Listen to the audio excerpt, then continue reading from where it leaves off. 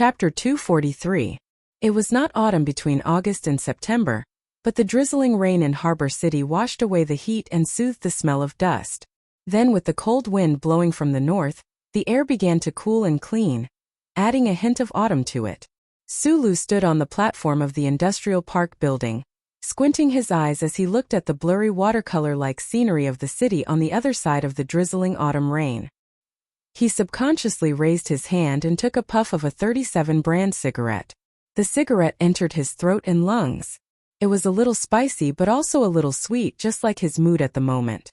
Yesterday afternoon, in the bustling city of Harbor City, the election of Governor Ross and Senator Medellin had carried out a huge campaign. The people who came to participate were not afraid of the cold autumn rain, and the number of people reached more than 200,000.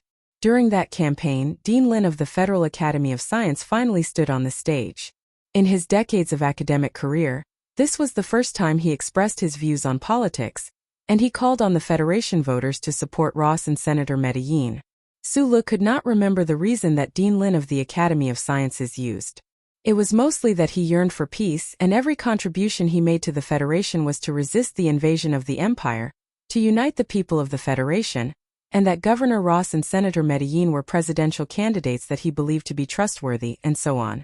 The Federal Academy of Science, which had a high status in the hearts of the Federation citizens, expressed its views on the presidential election for the first time. Whether this was in accordance with the election laws of the Federation was not something that many people cared about, because Senator Pobre would not be able to fight a constitutional lawsuit at this time. The key was that the effect had already been seen. After the Academy of Sciences announced the successful development of the MX Mecha, its position in the hearts of the Federation citizens improved. The bias that Dean Lin announced had a huge impact on the psychology of the voters. According to the latest Federation TV poll, Ross and Senator Medellin had for the first time surpassed Senator Pobre in terms of public support. Sulu narrowed his eyes at the sudden desolate autumn scene, but he didn't feel too much sorrow in his heart. However, he was wondering why the things that Shi Qinghai had passed to Secretary Shen through him hadn't been exposed at this time of the presidential election. Could it be that Lady Tai was so confident in Pobre that she didn't want to resort to such means? In a sense, Shi Qinghai and Sulu were just small fries. However, these two small fries were constantly trying to achieve great things. Sulu didn't know if he could succeed. He only knew that if someone like Senator Macklin were to stand at the peak of the Federation's power, the Federation, which was already somewhat corrupt, would become even more unacceptable. He put the cigarette to his lips with 2 fingers and took a deep breath. He asked softly, "Is the result not out yet?" Shang Qiu was wearing a gray work uniform and standing quietly beside him. She was looking at something below the rooftop. There were still some raindrops on her huge glasses. When she heard this, she knew that the young man beside her was not as calm as he appeared to be. She lowered her head and answered, "We have done what we should do. Whether we can pass the final test or not is up to God." Since the video call that day, because there was no longer a need to keep it a secret, the engineers of the Nutshell Engineering Department knew the true identity of the mysterious technical team in the backup storage room. They were shocked that there was only one person in the team. Engineer Shang Qiu came directly to the backup storage room and started working with Sulu. They didn't know what Sulu said to Shang Qiu, but this genius female engineer didn't ask about the error in the core data anymore. Maybe she knew the truth, so other than the two of them, no one else knew about the secret of the new MX machine named Purple Sea from the Federal Academy of Science. They were both engineers with extraordinary talents. From the beginning, Sulu and Shang Qiu's communication was very smooth. No matter what idea he came up with, this female engineer seemed to be able to use the current technology of the Federation to find a way to realize it. And every time Shang Qiu came up with a vague idea, Sulu could use his knowledge, the ideas taught by the uncle, and the complicated blueprints in his mind to give her some inspiration. This kind of extremely tacit cooperation had actually started a long time ago, before the two of them had even met. Shang Qiu had always been in charge of the finalization of the MX Mecha. Suli's work in the underground of the engineering department these past few days was mainly to cooperate with this girl. However, he hadn't known about this at the start. Shang Qiu also hadn't expected that the technical support team in the backup storage room would actually be someone younger than herself. The air on the rooftop was somewhat chilly. Shangqiu tightened the work uniform draped over her body, her arms crossed in front of her chest, which squeezed the dizzying whiteness of her breasts even more. Sulu had long gotten used to this female engineer's figure, so he was no longer as nervous and stunned as before. After a brief pause, he passed a cigarette to her and said, "I can't be as calm as you. I'm faking it." Shangqiu moved to his side and lit the cigarette. The reddish end of the cigarette trembled in the autumn wind. She exhaled the smoke somewhat shakily, coughed twice, and said, "After I graduated from Metropolis University, I entered the engineering department. The first and last job I took on was the MX Mecha. In truth, this is the only thing I've done in my life. Today I'll know whether this thing will succeed or not. Of course I'm a little nervous." Sulu glanced at her, took a deep drag on his cigarette, and extinguished it in the water stains on the railing. He said, "I'm also very nervous." The profession of an engineer was different from that of a warship commander. It was still a male-dominated world. This was determined by the difference in the thought patterns and interest of the sexes in metal and machinery. He thought to himself, Shangqiu had been able to enter the core department to research the MX Mecha as soon as she graduated from Metropolis University. Moreover, in just a few short years, she had risen from a normal technician to the present technical supervisor. Her ability had already been amply proven. The Federation government had given the Nutshell Engineering Department a week's time. Today was the last day. No matter how many ideas the hundreds of engineers in the engineering department still had to be tested, or how much finishing work they still had to do, a result had to be produced today. In fact, when Sulu and Shangqiu were smoking on the rooftop, it was precisely when the DoD General Assembly base officers were coming to the engineering department to conduct a joint inspection. Success and failure would be determined in these few short hours. Just as Shangqiu had said earlier, what they needed to do had already been done. There was no point in staying in the storeroom any longer. Thus, they simply left the storeroom and came to the rooftop to bask in the autumn rain and scenery. It was as if this was the only way to leave that tense and stifling atmosphere. Speaking of which, it was very strange. The engineering department's MX Mecha was currently undergoing inspection, but the two most important and crucial engineers were hiding outside, not thinking or daring to care about those things at all. Almost at the same time, Mr. Jose's voice rang out from Sulu and Shangqiu's communicators. The two of them exchanged a look, and from the other's eyes, they both found that Mr. Jose's tone did not reveal anything. This pair of young geniuses very tacitly wiped away the rainwater on their foreheads and walked silently into the building. When they reached the entrance of the building, Sulu threw the extinguished cigarette butt into the dustbin. Shangqiu paused for a moment, and then did the same. The two of them followed the passageway into the backup storeroom. In the past, the storeroom was abnormally spacious and quiet, with only the sound of assembly lines and mechanical arms. Today, however, it was abnormally lively because many people had come. Although those people were all standing in place at the moment, not whispering to each other, this atmosphere made Sulu feel a little uncomfortable. He looked at the silver-white MX Mecha on the platform in the distance, and then at the seemingly small figures below the tall mecha. He narrowed his eyes. The director of the Ministry of National Defense's General Assembly base had come, and so had the CEO of the Shell Motor Company. There were also many technical personnel from the military and the Research Institute. These people were all wearing dust-proof and radiation-resistant work clothes, goggles and full equipment. They looked just like battleship maintenance personnel walking in space. It was impossible to tell their identities and positions. Sulu looked at those fully covered test officers, and could not help but think of himself and the others smoking, eating, and exercising in front of the MX Mecha. He could not help but smile. As he walked down the metal stairs, Secretary Bai and Major Lan Xiaolong silently came up behind him.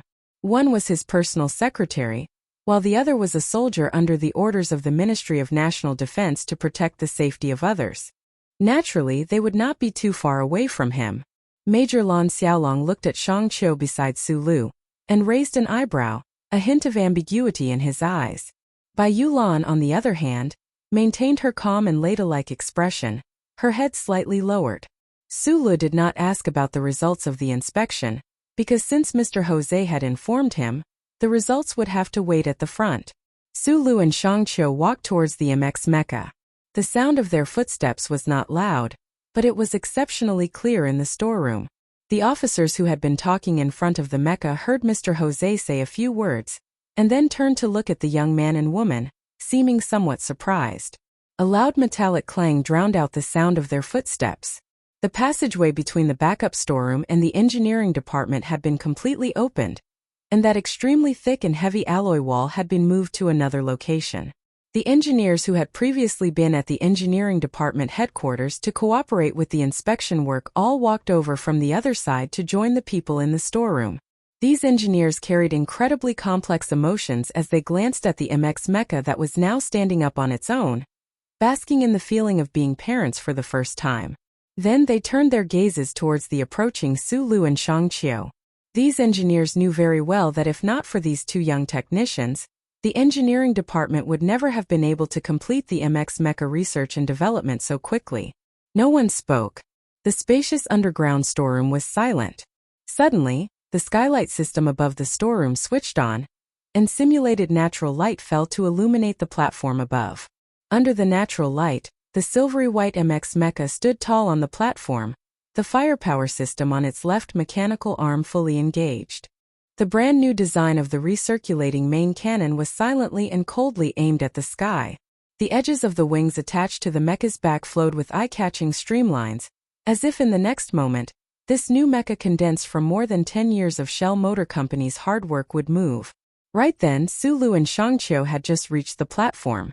He looked at Mr. Jose and Zhou Yu, but forgot to shake hands with these important people. Mr. Jose looked at the two young people in front of him with a complicated expression, suddenly feeling that he was the luckiest supervisor in the history of Shell Motor Company. A few years ago, he had discovered a genius like Shang Qiu in the engineering department, and then the heavens had delivered a freak like Su Lu to him. He nodded his head slightly. No one knew which engineer suddenly clapped, but the sound of clapping soon followed. Like the heavy rain that had just begun to fall that night, the clapping grew louder and louder, more and more urgent. It was as if the rain was getting heavier and heavier, roaring and howling, washing away all the gloominess of the world, leaving behind only the refreshing and clean sky.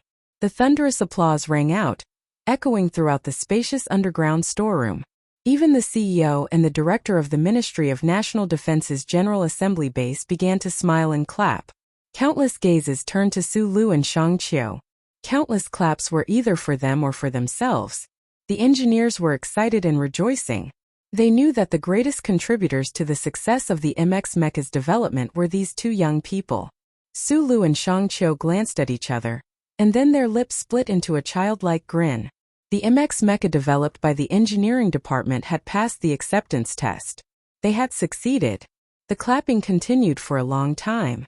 Some of the engineers' palms were already red from clapping, so they decided to just stomp their feet and kick up a fuss, as if insisting that Su Lu and Shang Qiu say something at this time. They were all technical personnel. Giving the glory to these two young people was equivalent to giving themselves respect. Su Lu looked around, his smile somewhat dazed. He lowered his head clumsily and bowed his thanks in all directions. For the sake of the Federation's new generation of mecha, the Shell Motor Company had begun research more than 10 years ago. Even before that, there had been scholars and experts working hard. The engineers around them had never stopped working, and some of the older experts had even bid farewell to this world during this long process. Every time Su Lu thought of this, he felt that the glory should belong to them, to those who were clapping. This was not a pretense or pretentious sentiment. He truly felt this way. He always felt that he had only solved the last problem. It was like building a skyscraper. The foundation and the body of the building had all been built by the predecessors. He had only built the last floor. Yet he had to enjoy the applause and respect of so many people. He felt a little embarrassed. "You are really amazing." Su Lu forced himself to calm the excitement in his heart and looked at Shang Qiu beside him seriously. A young girl actually being able to complete the assembly design of a twin engine. If one had to say who was the biggest contributor, it should be Shang Qiu beside him. "I know that I am amazing in this area," Shang Qiu replied with a smile, but the two hands in her sleeves were already clenched into fists. Facing such a scene, how could she, who had dedicated all of her youth to this project, not be excited? Just like Su Lu, she bowed to the engineers around her in thanks. Her gray work uniform was still draped over her shoulders, bowing to all directions. When she lowered her head, who knew how many spring ripples were exposed in front of everyone's eyes, but she acted as if she did not know anything. "Oh!" Major Lan Xiaolong, who was behind Sulu, called out softly. The engineers began to whistle, and the warehouse was filled with jubilation. After Shang Qiu stood up, Sulu whispered beside her, "You did that on purpose? I am the supervisor, and I know how hard they have worked these past few years. Since they succeeded today, of course I have to give them some benefits." Shang Qiu beamed and said, "You contributed the most, so do you want me to give you some benefits?" Sulu subconsciously glanced at Shang Qiu's bulging chest and quickly shook his head. Shang Qiu laughed twice, leaned over, stood on her tiptoes, and kissed him hard on the cheek, making a crisp sound. Sulu touched his face and then scratched his head. He knew that this only meant that he was happy and did not mean anything else. However, in the eyes of the engineers around them, it was not just that. Therefore, the whistles became louder, and there were occasional jeers and shouts. The atmosphere in the warehouse suddenly reached a climax. Bai Yulan, who had been keeping his head down, also raised his head at this moment. He gently lit up a cigarette with a smile and gently took a puff. He was a non-smoker, and would only make an exception when he was in an abnormal mood. Amidst the thunderous applause, he quietly thought to himself, when Sulu and Shang Qiu were designing the assembly at the end, he, as the test pilot, had carried out many tests. Could this be considered some contribution to MX? Right at 4:32 p.m. that day, before the results of the joint inspection by the Ministry of Defense and the Shell Motor Company could be reported to the Federation, a headline appeared on the Federation's biggest news bulletin board. Shell Engineering Department's new MX mecha has been successfully developed. The Federation's biggest news bulletin board was called Stars Sky. Every day, countless citizens of the Federation would choose to view or publish real-time news here. The news was divided into countless categories, so the main news section refreshed exceptionally quickly. That single headline was immediately squeezed into a dozen or so pages, and did not attract much attention. However, immediately after, someone reposted the news on a Weibo, pointing out that the new MX mecha from the Shell Engineering Department had passed the joint inspection by the Ministry of Defense and the company's headquarters this afternoon. It wasn't until now that someone noticed this news. At the same time, the previously buried title was reopened by someone. Today, the most discussed topic of the Federation's citizens was the Federal Academy of Sciences Purple Sea mecha and the presidential election. The public's passion and understanding of mecha had been aroused to an unprecedented level, so this piece of news instantly garnered the attention of many people and was quickly pinned in red at the top. However, the public did not understand the Federal Academy of Science had already developed the mecha, so why was the Shell Engineering Department still continuing? There were George Carlin supporters who began to denounce the Federation's government for blocking information and carrying out repetitive construction, wasting the resources provided by the taxpayers. There were also military enthusiasts who began to analyze the deeper meaning behind the Shell Motor Company's actions. However, without seeing pictures and videos, they also did not know what the difference between the Shell Motor Company's MX and the Federal Academy of Sciences Purple Sea was. For a time, the heated discussion about the new Shell Motor Company's mecha continued into the middle of the night. However, most people expressed their lack of understanding towards the matter, and began to doubt or even criticize the Shell Motor Company's intentions.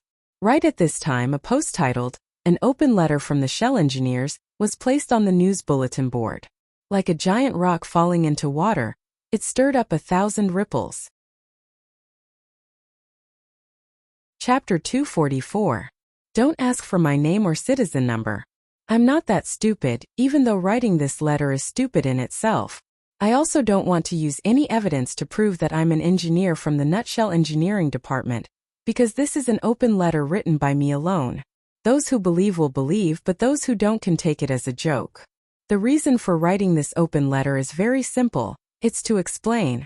We know that the Academy of Sciences has already completed the development of the new MX mecha. At this time, the Nutshell Company still wants to develop another mecha. Many people won't understand, thinking that this repetition is a waste of the Federation's resources, but I want to remind you of one thing. A mecha is not a clay figurine.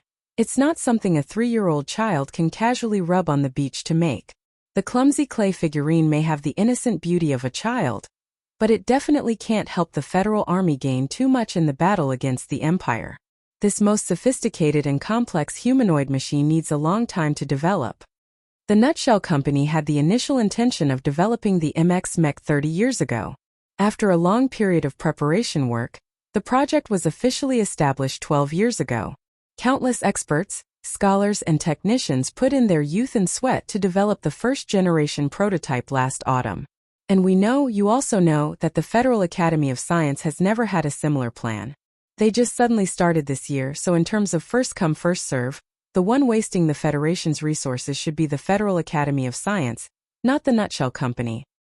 What I don't understand even more is that after the Federal Academy of Science started the development of the new MX mecha, it only took a few short months to achieve success.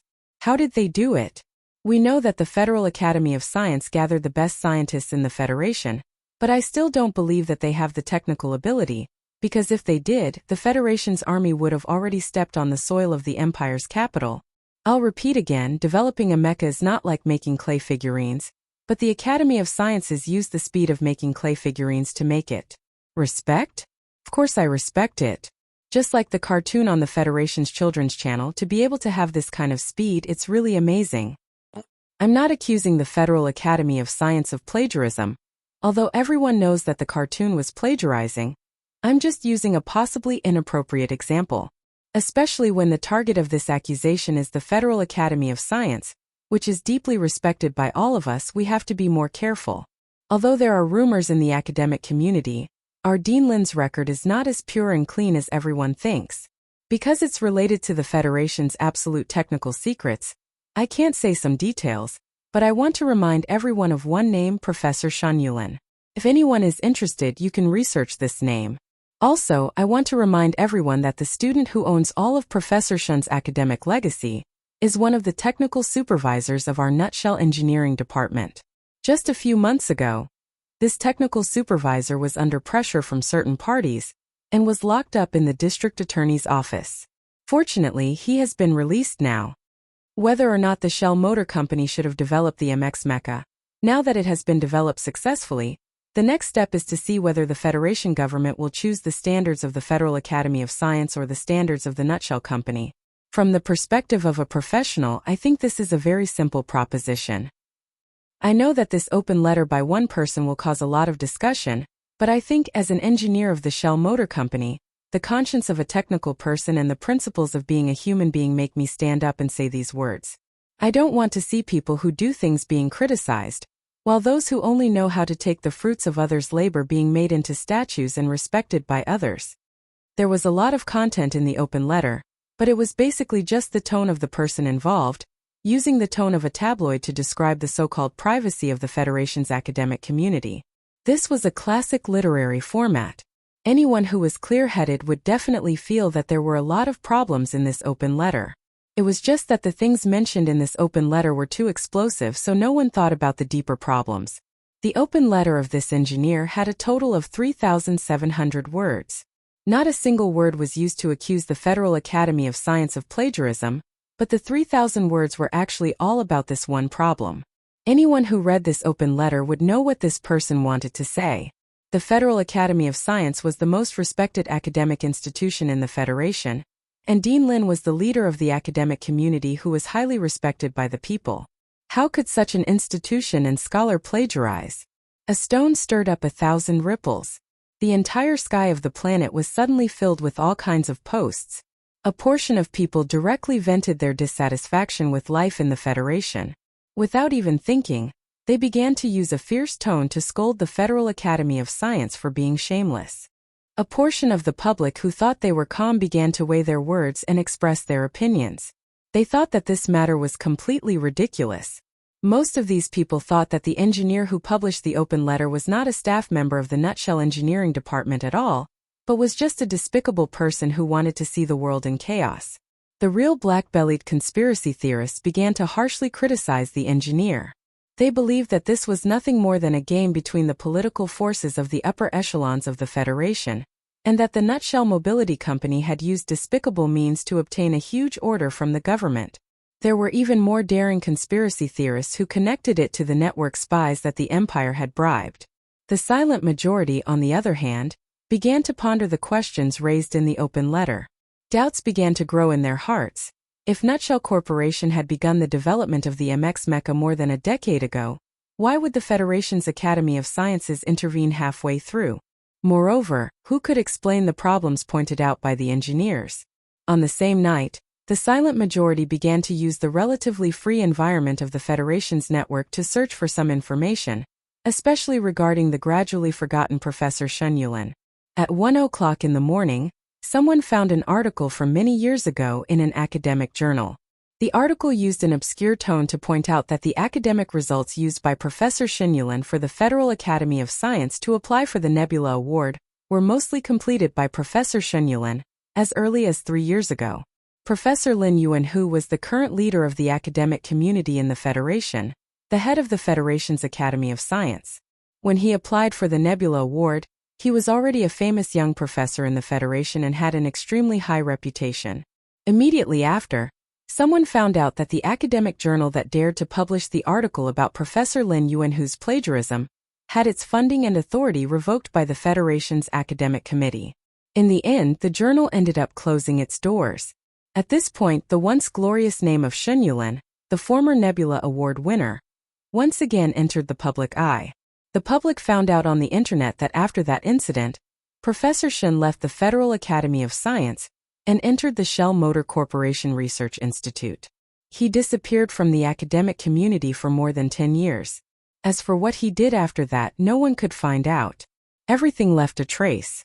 Lin Yuanhu probably didn't expect that the academic community of the Federation, which was under his control, would no longer dare to oppose him. But on the Federation's public network, the ancient information was still preserved. At 3:30 in the morning, someone finally found out about the incident at the Shell Motor Corporation Research Institute half a year ago. Not long after Professor Shen Yulin's death, his laboratory had been sealed up, and that assistant researcher who had accompanied him at the end had been arrested. Now his whereabouts were unknown. One problem after another was dug up by the public. Although it was just bits and pieces of evidence, coupled with their enthusiasm and imagination, a story of a top student suppressing his dissidence and shamelessly stealing the fruits of another's research had already been formed. The angry people became angrier and angrier, and the silent people also began to publish long articles full of logical reasoning. Even those bitter and mean conspiracy theorists, after a few hours of silence, began to jump out again. Only this time their target was already the Federal Academy of Science, and even the Federation government. The first 40 pages of Planet Sky's discussion section were all discussing this matter. At this time, no one was concerned about whether the Federation's new MX Mecha standard was based on the Federal Academy of Science or Nutshell's latest standard. Everyone was only guessing whether plagiarism really existed. The media caught wind of the news, and at 5 o'clock in the morning, a reporter from the Federation's most widely circulated serious magazine Galaxy called the number of the Federal Academy of Sciences press officer. Over the phone, the reporter told the other party about what had happened on the internet that night, and asked if the other party had anything to say in response. The internet is free, freedom is lawless, and lawlessness is untrustworthy. As the press officer of the Federation's highest academic institution, do you think I need to give any response to these unreasonable comments? The Federal Academy of Sciences press officer laughed loudly on the other end of the phone. I just want to tell you in private. Regarding this kind of shameless slander against the Federal Academy of Science and Dean Lin, we will reserve the right to sue the rumor monger. After the reporter hung up, he shook his head. He thought to himself, you're still picking up the phone at 5 o'clock in the morning. Obviously you haven't slept yet. It looks like you must have been disturbed by the news of the Shell Motor Company's successful research and the rumors of plagiarism on the internet. You can still laugh so heartily. It was unknown whether this reporter did not follow the principle of private conversation, or whether some busybody had imitated the tone of this press officer, but in any case, on the internet's news bulletin board, a post similar to the content of this conversation appeared once again. Behind it, there were countless replies from the public. I'm so scared. My previous comments were caused by someone hacking my account. I do not bear any legal responsibility. I live in Bermuda. If you have the ability, cross the universe to hunt me down. The next day, it was also raining in the capital's special district. Professor Shun was holding an umbrella. Just as he was about to walk through the gates of the first military academy, he was surrounded by countless reporters who came out of nowhere. He looked at the umbrellas, cameras, and camcorders all around him and was slightly taken aback. He did not understand what had happened. He slept extremely early every night, so naturally, he did not know what had happened at Shell Motor Company or what had happened on the internet. After being informed of the news on the internet by the reporters, Professor Shun was silent for a long time before he raised his head. A faint smile hung on his face as he said, "It's not convenient for me to say anything." At this moment he knew that Su Lu, his father's favorite student before his death, had finally begun to seek something for his father in the underworld. His emotions were calm, but there was a trace of comfort in them. Professor Shen, what exactly was the problem between Professor Shen and Dean Lin back then? It said that they were colleagues in the same laboratory back then? Professor Shen, is the sealing of Professor Shen's laboratory related to the development of the MX mecha this time? There are rumors on the internet that Professor Shen's academic legacy is now owned by an assistant researcher. As the only heir to Professor Shen's legacy, do you have any comments on this? Professor Shen had not answered any of the reporter's questions, but when he heard these words, he stopped in his tracks. He turned his head and said seriously, "This sentence is true. According to the agreement between the Federation and the government, the final 10 years of my father's research results belong to my father.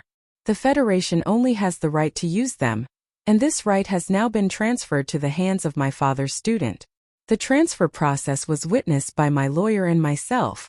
If necessary, I am willing to repeat the above explanation again." The reporter's tiny recording pens faithfully recorded these few sentences. Another reporter asked anxiously, regarding Dean Lin's plagiarism of Professor Shen Yulin's academic achievements, as well as the Federal Academy of Sciences' possible plagiarism of the Shell Motor Company's design, "Can you say a few words?" Professor Shen was silent for a long time. Then he shook his head and said, "I have no evidence." After this sentence, Professor Shen walked towards the campus in the autumn rain. His pace was calm. He was just like his father. Although he was angry at the injustice, he was more willing to devote his time and energy to meaningful research than to live a sad life like a woman. A rigorous scholar would not express any opinions without evidence. The ID Shell engineer had become a celebrity on the Federation's network, but no matter how hard they searched, they could not find the owner behind this ID. The Federal Academy of Science naturally did not make any comments on this matter, and the reporters who rushed to the Harbor City Industrial Park were also unable to interview any of the Shell Motor Company's employees. However, they finally received confirmation from the Shell Motor Company's news department that the Shell Motor Company had indeed successfully developed the new MX mecha. It passed the preliminary inspection by the Department of Defense and was temporarily named Little White Flower. There was no grand press conference. It was as if the weather was good to announce this important news. All the reporters felt a little uncomfortable. They did not understand why the Shell Motor Company was so low-key. Supervisor Jose walked into the warehouse and said to Su Lu, who was working hard at the workbench, "Did you go online last night?" Su Lu smiled. Mr. Jose did not say anything else. He only sighed and said, "The president's office called the CEO's office. Apparently, the CEO scolded the CEO, and then the CEO scolded me. Actually, what I want to say is that we have already done what we should have done.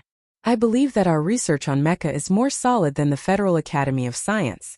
As long as we fight for it, the Federation's mecha standards in the future will definitely use us. Why do we have to cause trouble at this time? The Purple Sea from the Academy of Science should have a higher output than us," Shang Qiu replied. "But this is not the main point. I have always had my doubts about its stability." After saying this, Shang Qiu glanced at Su Lu. In fact, everyone present was well aware that the person who had sent out the message last night must be present.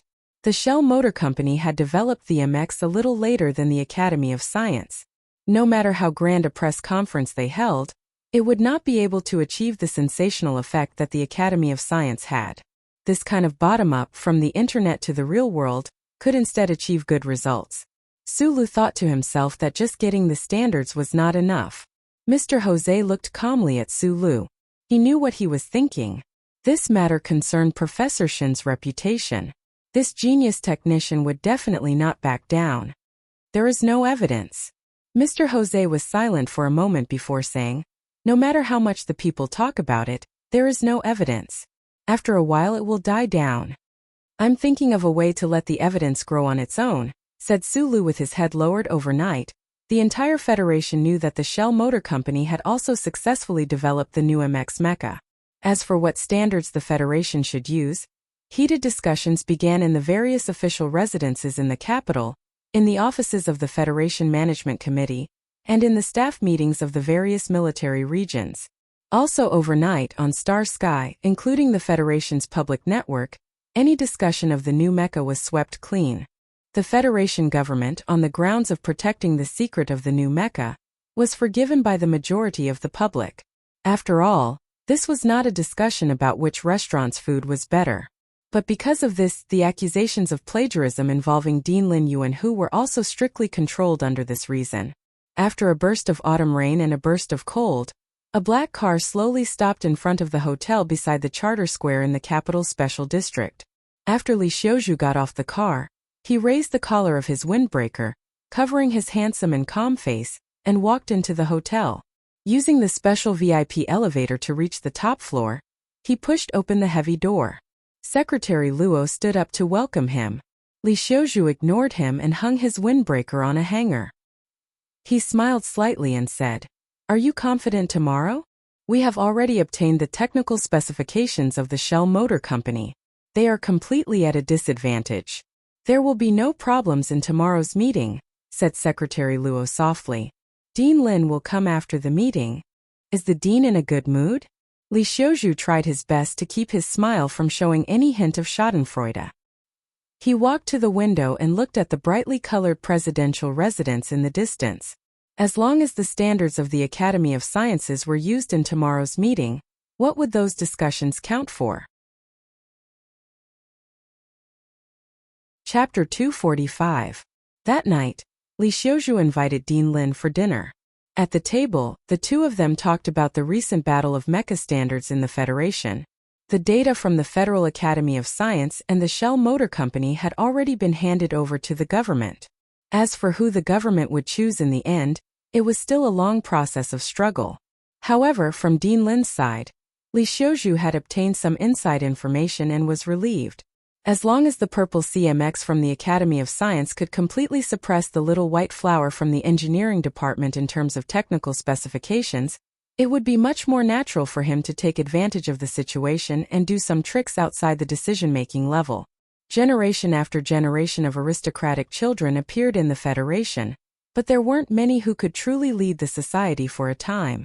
Li Xiuzhu was the first in line to inherit the Li family, but this was the first time he had appeared on behalf of the family alone. He had gone deep into the political circle to stir up trouble. This matter involved the presidential election and his own future, so he naturally couldn't allow his performance this time to fade into the crowd, or even become a laughingstock. Today, the Federal Academy of Science had already been tied to the election war chariot of the two candidates. Even if Li Xiuzhu had too many opinions about Lin Yuanhu, it wasn't convenient for him to show them now. After all, if the Academy of Science lost the standards battle, the plagiarism controversy wouldn't be able to calm down even if it wanted to. This would also have a responsible impact on the presidential election. As a nephew, he wouldn't be so presumptuous as to show a black face to the leader of the Federation's academic community at the dinner table, but he really didn't have much interest in catering to the other party. Lin Yuanhu still had that noble and respectable expression on his face, as if he wasn't affected by the rumors accusing him of plagiarism among the people. Speaking of which, it made sense. After sitting in the position of the head of the Federal Academy of Science for so many years, his tenure was much longer than that of the president's. This kind of important figure would only smile slightly towards the discussions of the ordinary people, and not care at all.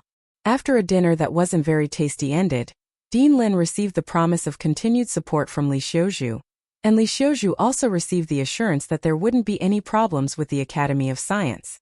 They didn't taste much of the food, but both parties were quite satisfied with this interaction.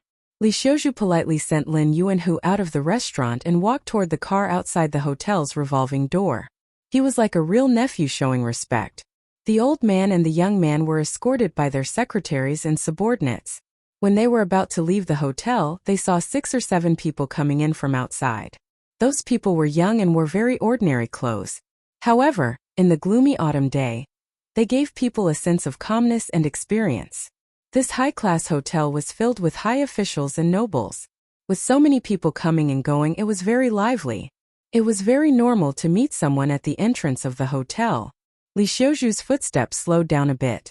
At the same time, he noticed a man with small eyes in the group. He looked a little familiar. Secretary Lu's eyes flashed with a strange color. He leaned close to Li Xiuzhu's ear and whispered, "They are from the Nutshell Engineering Department. The small-eyed man in the middle is Su Lu." Li Xiuzhu's eyebrows jumped. He was a bit surprised, but he immediately remembered that the Federation was in the middle of reviewing the standards.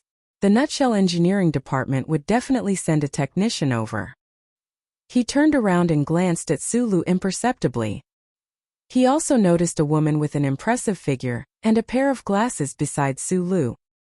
He smiled and said softly, "The people from the Nutshell Engineering Department this time seem to be quite young."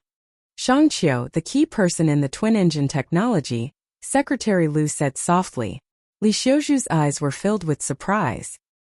He was just admiring the female engineer's temperament and impressive curves. He didn't expect this woman to be such an important person.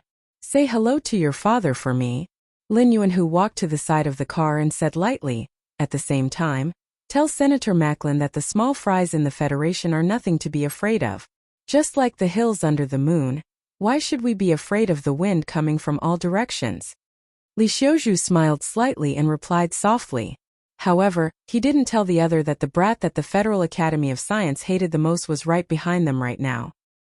He lowered his body and held the old man's hand with both hands. He was extremely respectful and kind. It was impossible to see the disgust he had for the old man in his heart. Bai Yulan went to handle the confirmation procedures for the room. Su Lu sat on the sofa in the lobby. His eyes were misty as he looked at the crowd beside the car outside the hotel. He narrowed his eyes. The old man beside the car seemed to be an extraordinary person. But who was the man who had sent him off? He was so beautiful that he could compete with Shi Qinghai. Shang Qiu sat beside him. She took off the strapless black slippers on her feet and casually stepped on her bare feet. She hugged her knees and looked especially cute. These past few days, the technicians from the Nutshell Engineering Department had participated in 4 seminars on mecha standards in accordance with the government's requirements. They had been running around the special administrative region of the capital city and were really tired. She followed Su Li's gaze and looked over. She smiled slightly and said, "Do you know that important person?" Su Lu shook his head. "Director Lin Yuanhu." Shang Qiu's smile had a trace of playfulness. She pressed her face against her knees and yawned. "The person you can't forget. I didn't expect you to not know him at all." That old man was the leader of the Federation's academic community? Su Lu narrowed his eyes. He had seen enough important people in his life, but Lin Yuanhu was the first person he had to defeat. So, at this time his feelings were inevitably complicated. Since the old man was Lin Yuanhu, then the identity of the handsome young man who had sent the old man out of the hotel was naturally obvious. Other than the young master of the Li family, who else could be so devilishly beautiful and yet so calm? He turned his head and looked at the sleepy Shang Qiu. He couldn't help but shake his head. In the lobby of a high-class hotel, she could still be so relaxed and carefree. If the company had not reserved a room in advance, this hotel might have kicked them all out. A pair of small white feet stepped on the edge of the sofa. A piece of leaf stuck to the heels. Su Li's gaze flickered, and he saw that face without any makeup but still clean and pretty. Also, because of her current posture, the curve of her chest was stubbornly bouncing up and down under the pressure. He had to admit that Shang Qiu did have the ability to charm people. It was just that her brain was already good enough. There was really no need to show off anything. The Nutshell Company was one of the leading corporations in the Federation.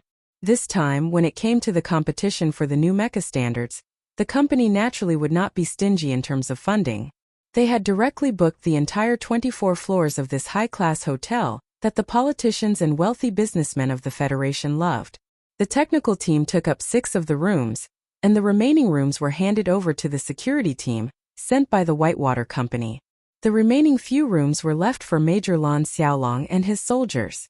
Although it was said that the upper management of the Nutshell Company had some objections to the Ministry of Defense sending personnel to protect their own employees, when they thought of what the independent director had done that rainy night, the company's upper management could only remain silent. After that independent technical director had left Hong Kong that night, he had been staying in the hospital. The board of directors of the Nutshell Company had already passed the resolution to remove him from his position as a director.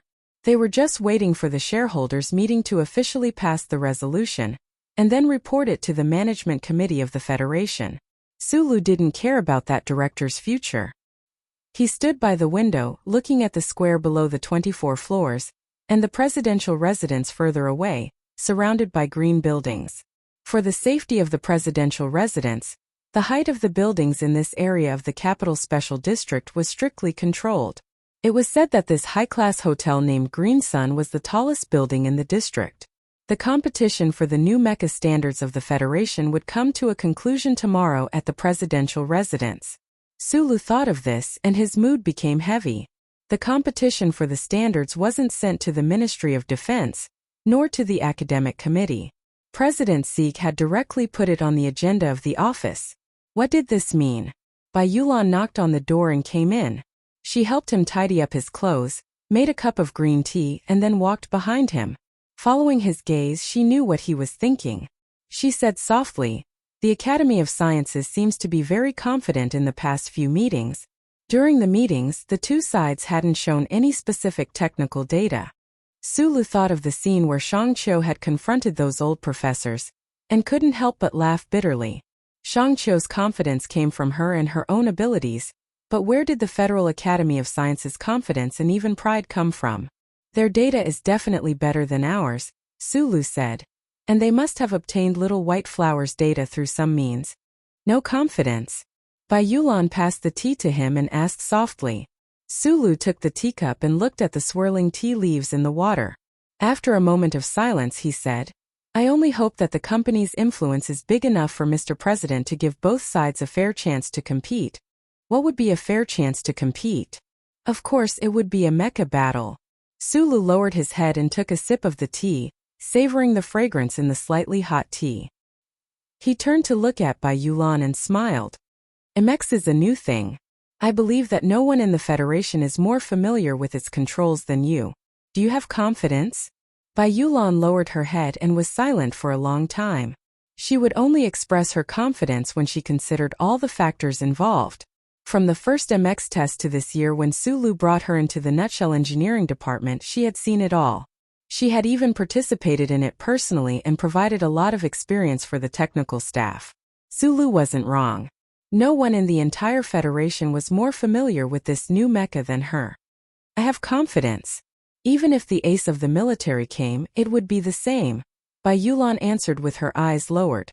"The Purple Sea from the Academy of Science might have a higher output power than Little White Flower," Sulu reminded her.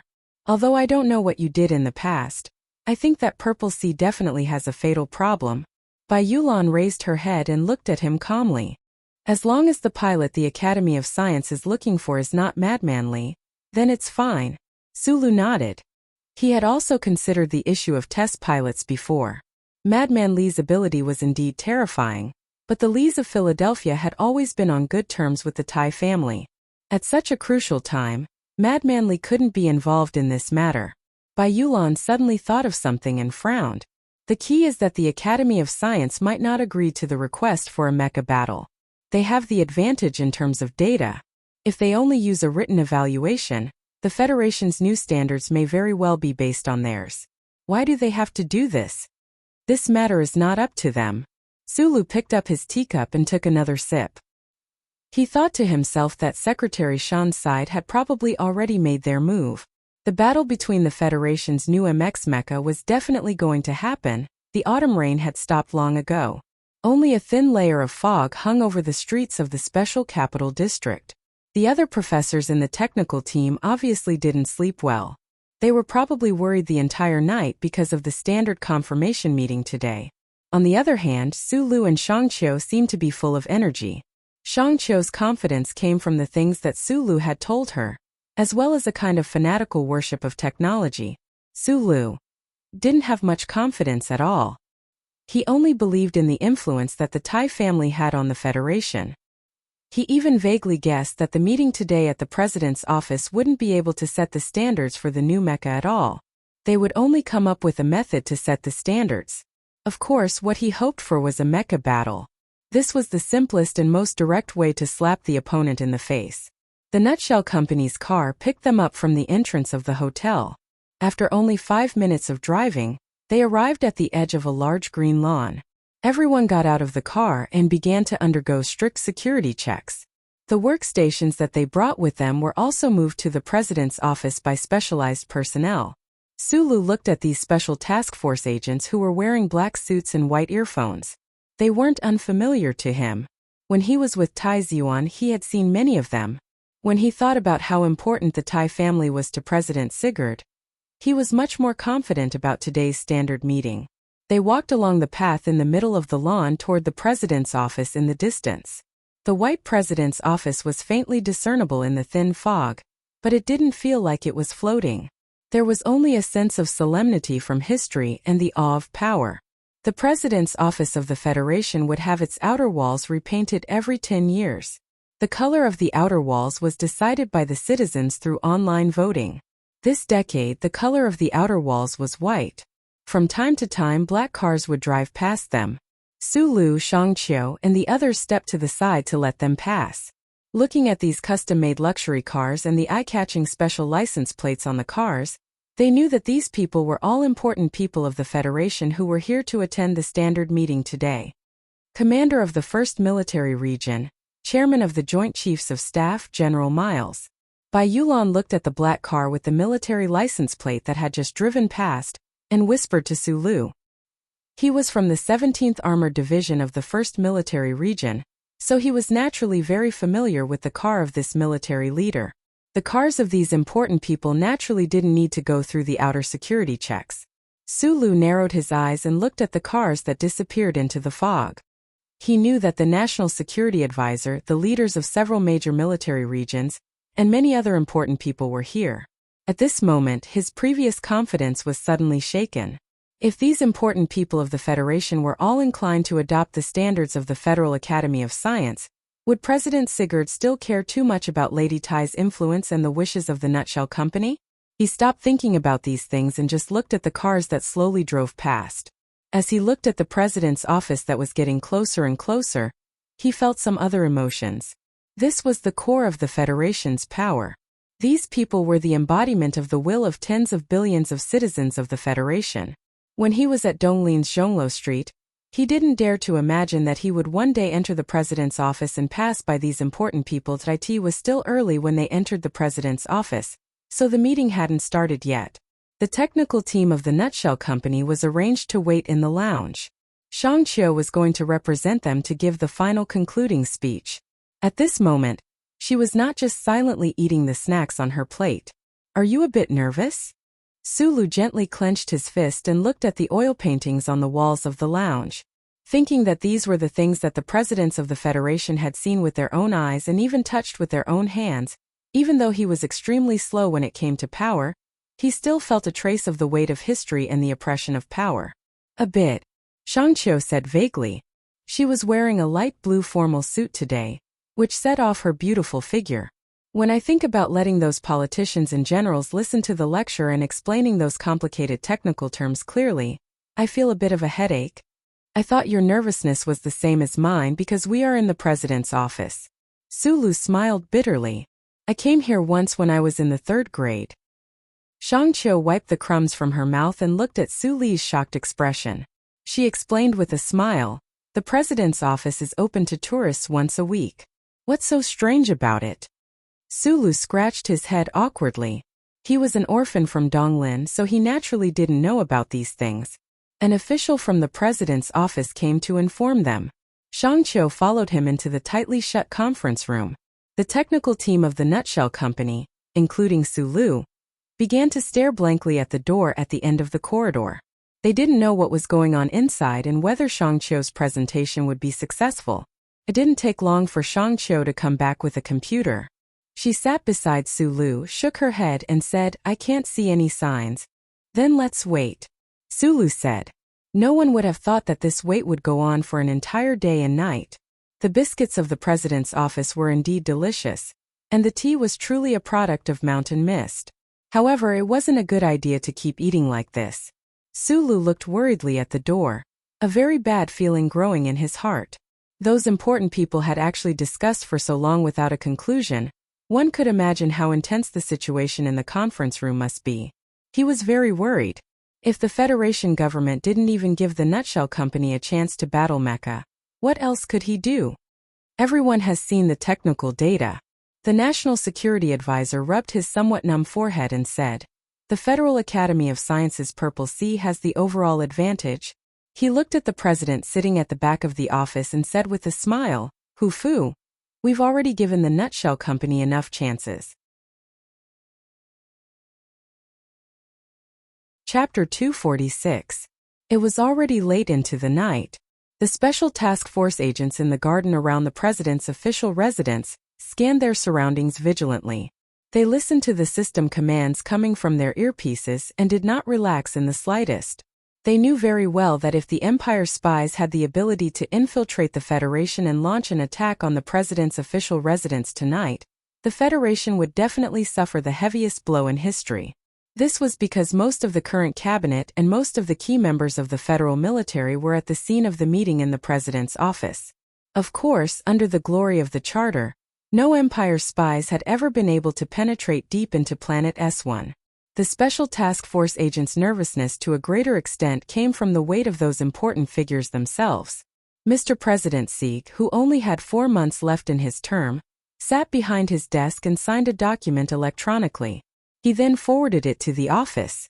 Only then did he slowly raise his head and meet the National Security Advisor's gaze with a trace of sincerity, a trace of warning, and even a trace of pity.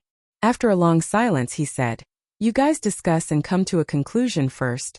From 9 o'clock in the morning until midnight, the discussion in the president's official residence had not come to a conclusion, and there was no way to come to a conclusion.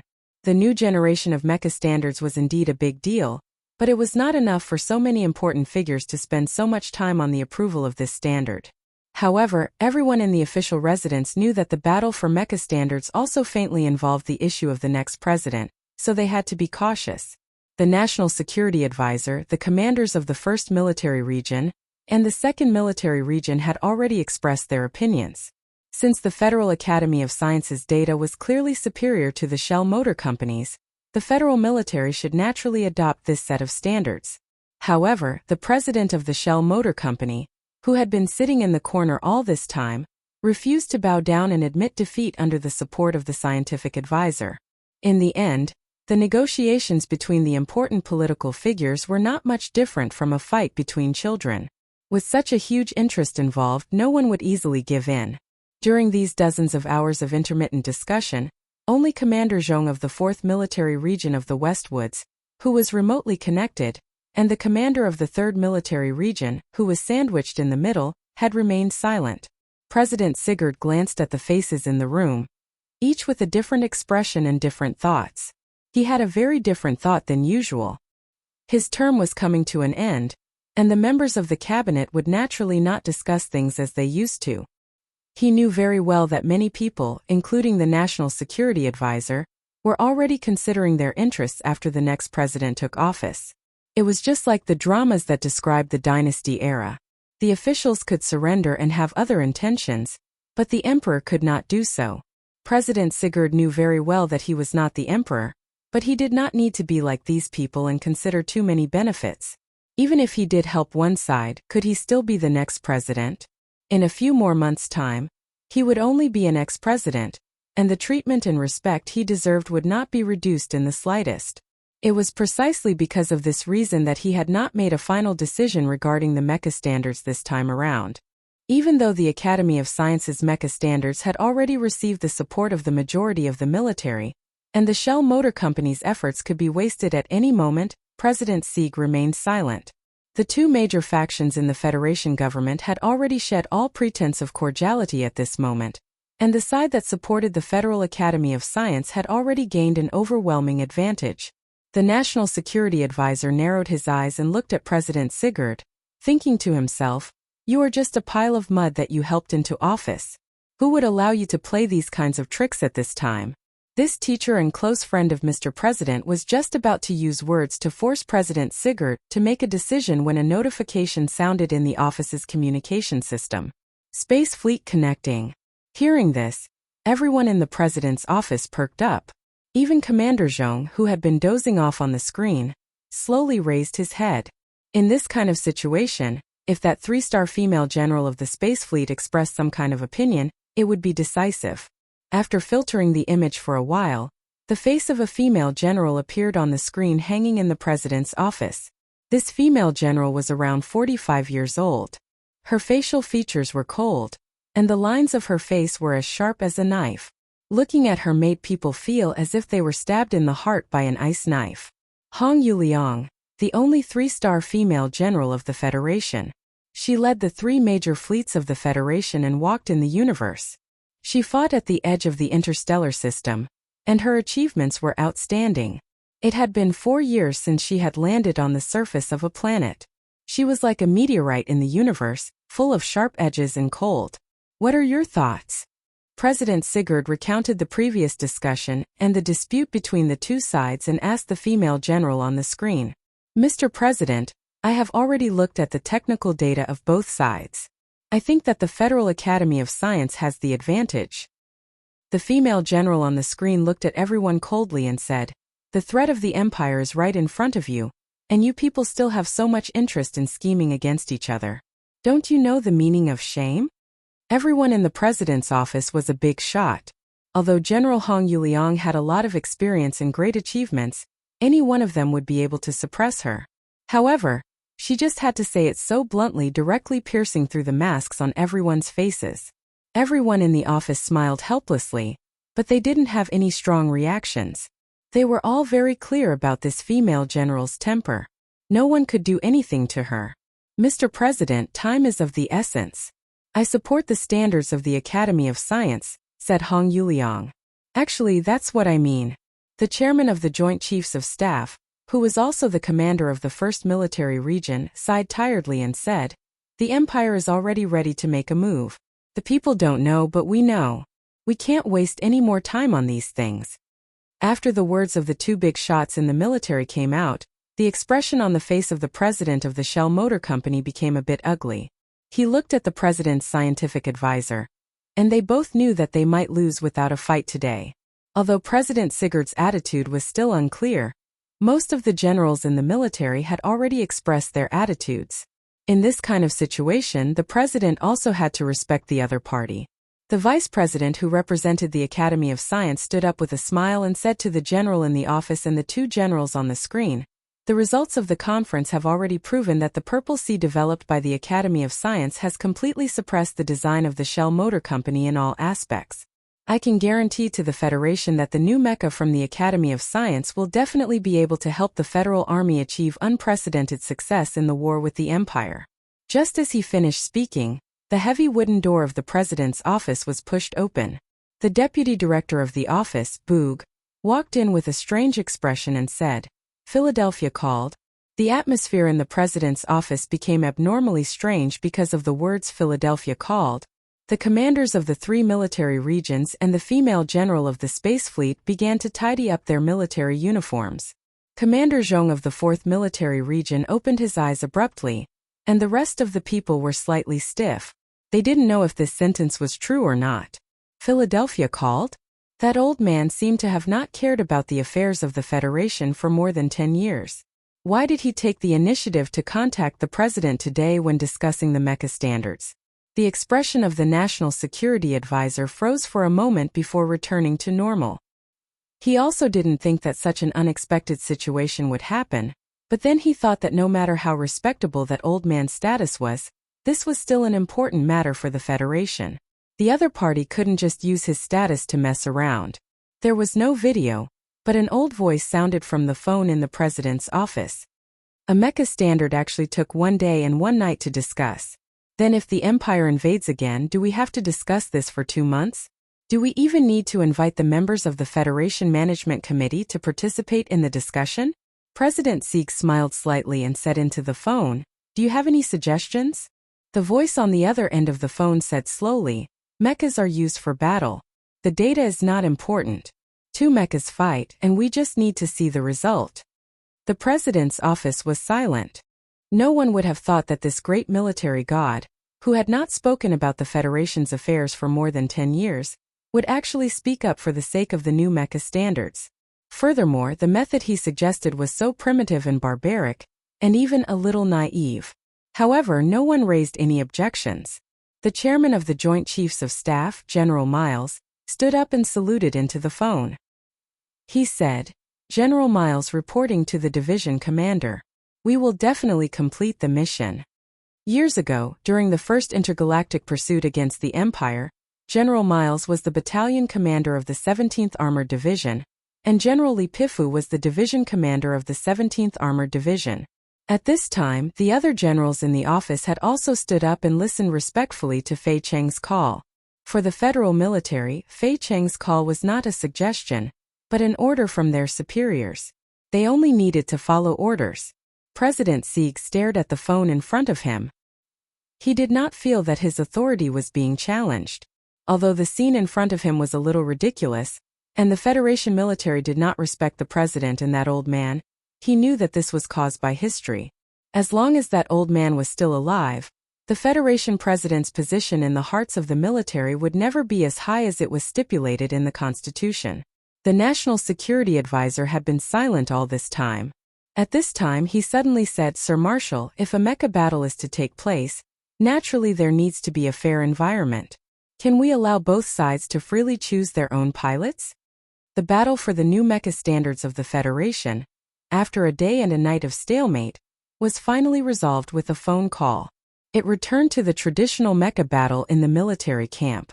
Although everyone knew that this method would not be able to fully display the new mecha standards of both sides, it was still a relatively fair method. Su Lu, who had been in the lounge of the president's official residence for more than 10 hours, finally heard the news after going to the washroom a few times. This news was not unexpected. It was also the best method he had imagined, because the Academy of Sciences mecha data did indeed have the advantage. However, he did not know what kind of struggles and secret compromises the big shots in the Federation's cabinet had gone through in order to achieve this mecha battle. He also did not know that this situation had been decided by the military god of Fei Chang. Other than Shang Qiu, who had entered the president's office to explain, the rest of the technical team had not had the chance to enter. They had originally planned to explain some of the characteristics of the MX mecha to those big shots, but it seemed that those big shots did not need this at all. They would only do things according to their wishes. That night, returning to the 24th floor of the hotel, Su Lu looked at the dimming lights of the president's official residence in the distance. Thinking of Mr. CEO's solemn instructions, his heart also became heavy. This was already the last chance they could fight for. In a mecha battle, Nutshell definitely could not afford to lose. The mecha battle location has been chosen at the Old Moon base. Su Lu took the teacup and said seriously to Bai Yulan beside him, "The time is 3 days later. There's still time to make the initial preparations. However, this place is disadvantageous for us. The low-gravity environment will magnify the difference in instantaneous power output. Mobility is especially important at the Old Moon base. You need to be mentally prepared." Bai Yulan held her teacup with both hands and nodded lightly. She said softly, "Understood." Su Lu turned around, his eyelids drooping as he repeated the calculations he had done countless times in his mind. He said, "You must force the opponent into an overclocking battle.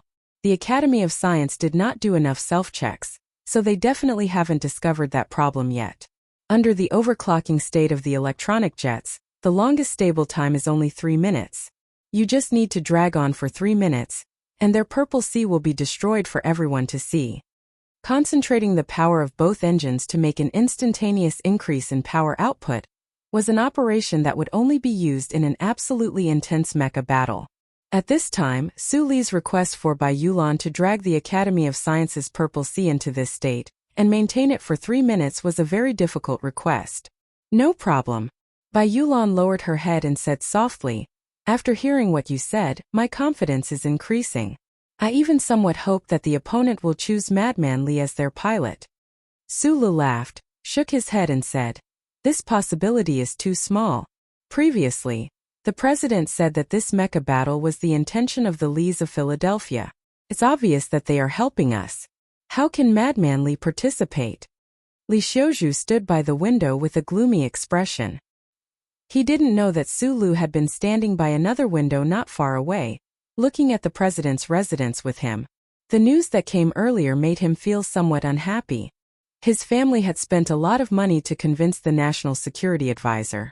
They had also used their relationship with the First Military Region and the threat of the Empire to make the big bosses of the federal military firm their stance. However, he didn't expect that all of this would disappear because of a call from Philadelphia. "Don't worry about anything." There was only one energy-saving lamp in the room, so the light was somewhat dim. The president of the Academy of Science, Lin Yuanhu, sat on the sofa in the luxurious suite. His expression was very calm as he looked at this young nephew of his and said, "It's just 3 days later than scheduled." Li Xiuzhu turned his head and forcefully hid the trace of displeasure on his face. He smiled and said, "It's good that Uncle Lin has confidence. I have confidence in the research ability of the Academy of Science." Lin Yuanhu's expression slightly darkened. This afternoon, he and Li Xiuzhu had been waiting in the hotel for the news from the president's residence.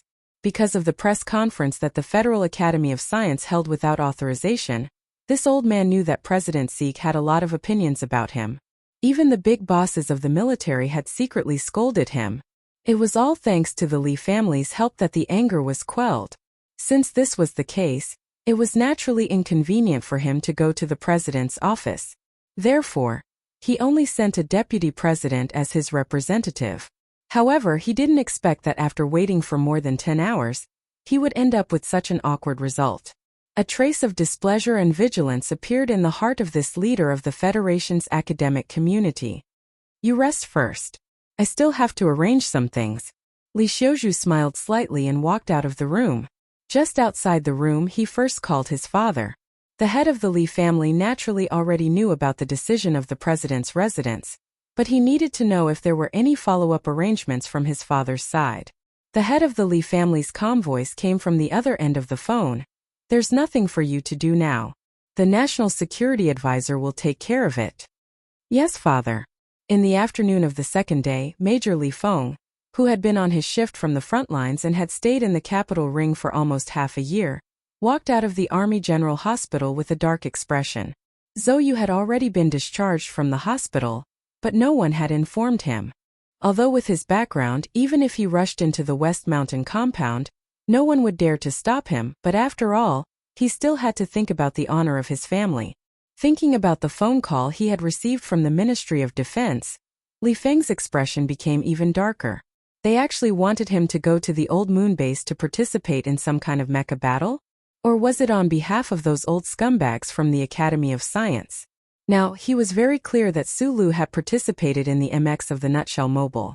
Once he thought of the possibility of smashing that brat's hard work into pieces, he had a kind of desire and excitement. However, Madman Li was not a real lunatic after all.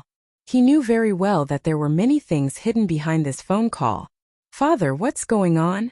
Li Feng asked the middle-aged general on the other end of the phone. "I remember you said last time that the MX of the Nutshell Mobile seems to have some connection with the madam's side. The National Security Advisor mentioned this matter to your grandfather. After all, you are a soldier, so naturally you have to obey military orders. It's not good for the family to say anything." Li Feng seemed to have understood something. He suddenly had the urge to beat the white-haired National Security Advisor to death. But in the blink of an eye, he felt a trace of excitement. It was always good to be able to participate in this matter. After a moment of silence on the other end of the phone, his father said, "Our Li family has a personal relationship with the Federation, but there are no factions. We are only loyal to and can only be loyal to the Federation. The MX Mecha is involved in the great matter of resisting the invasion of the Empire. Do your best and choose the best one. This is what your grandfather told you.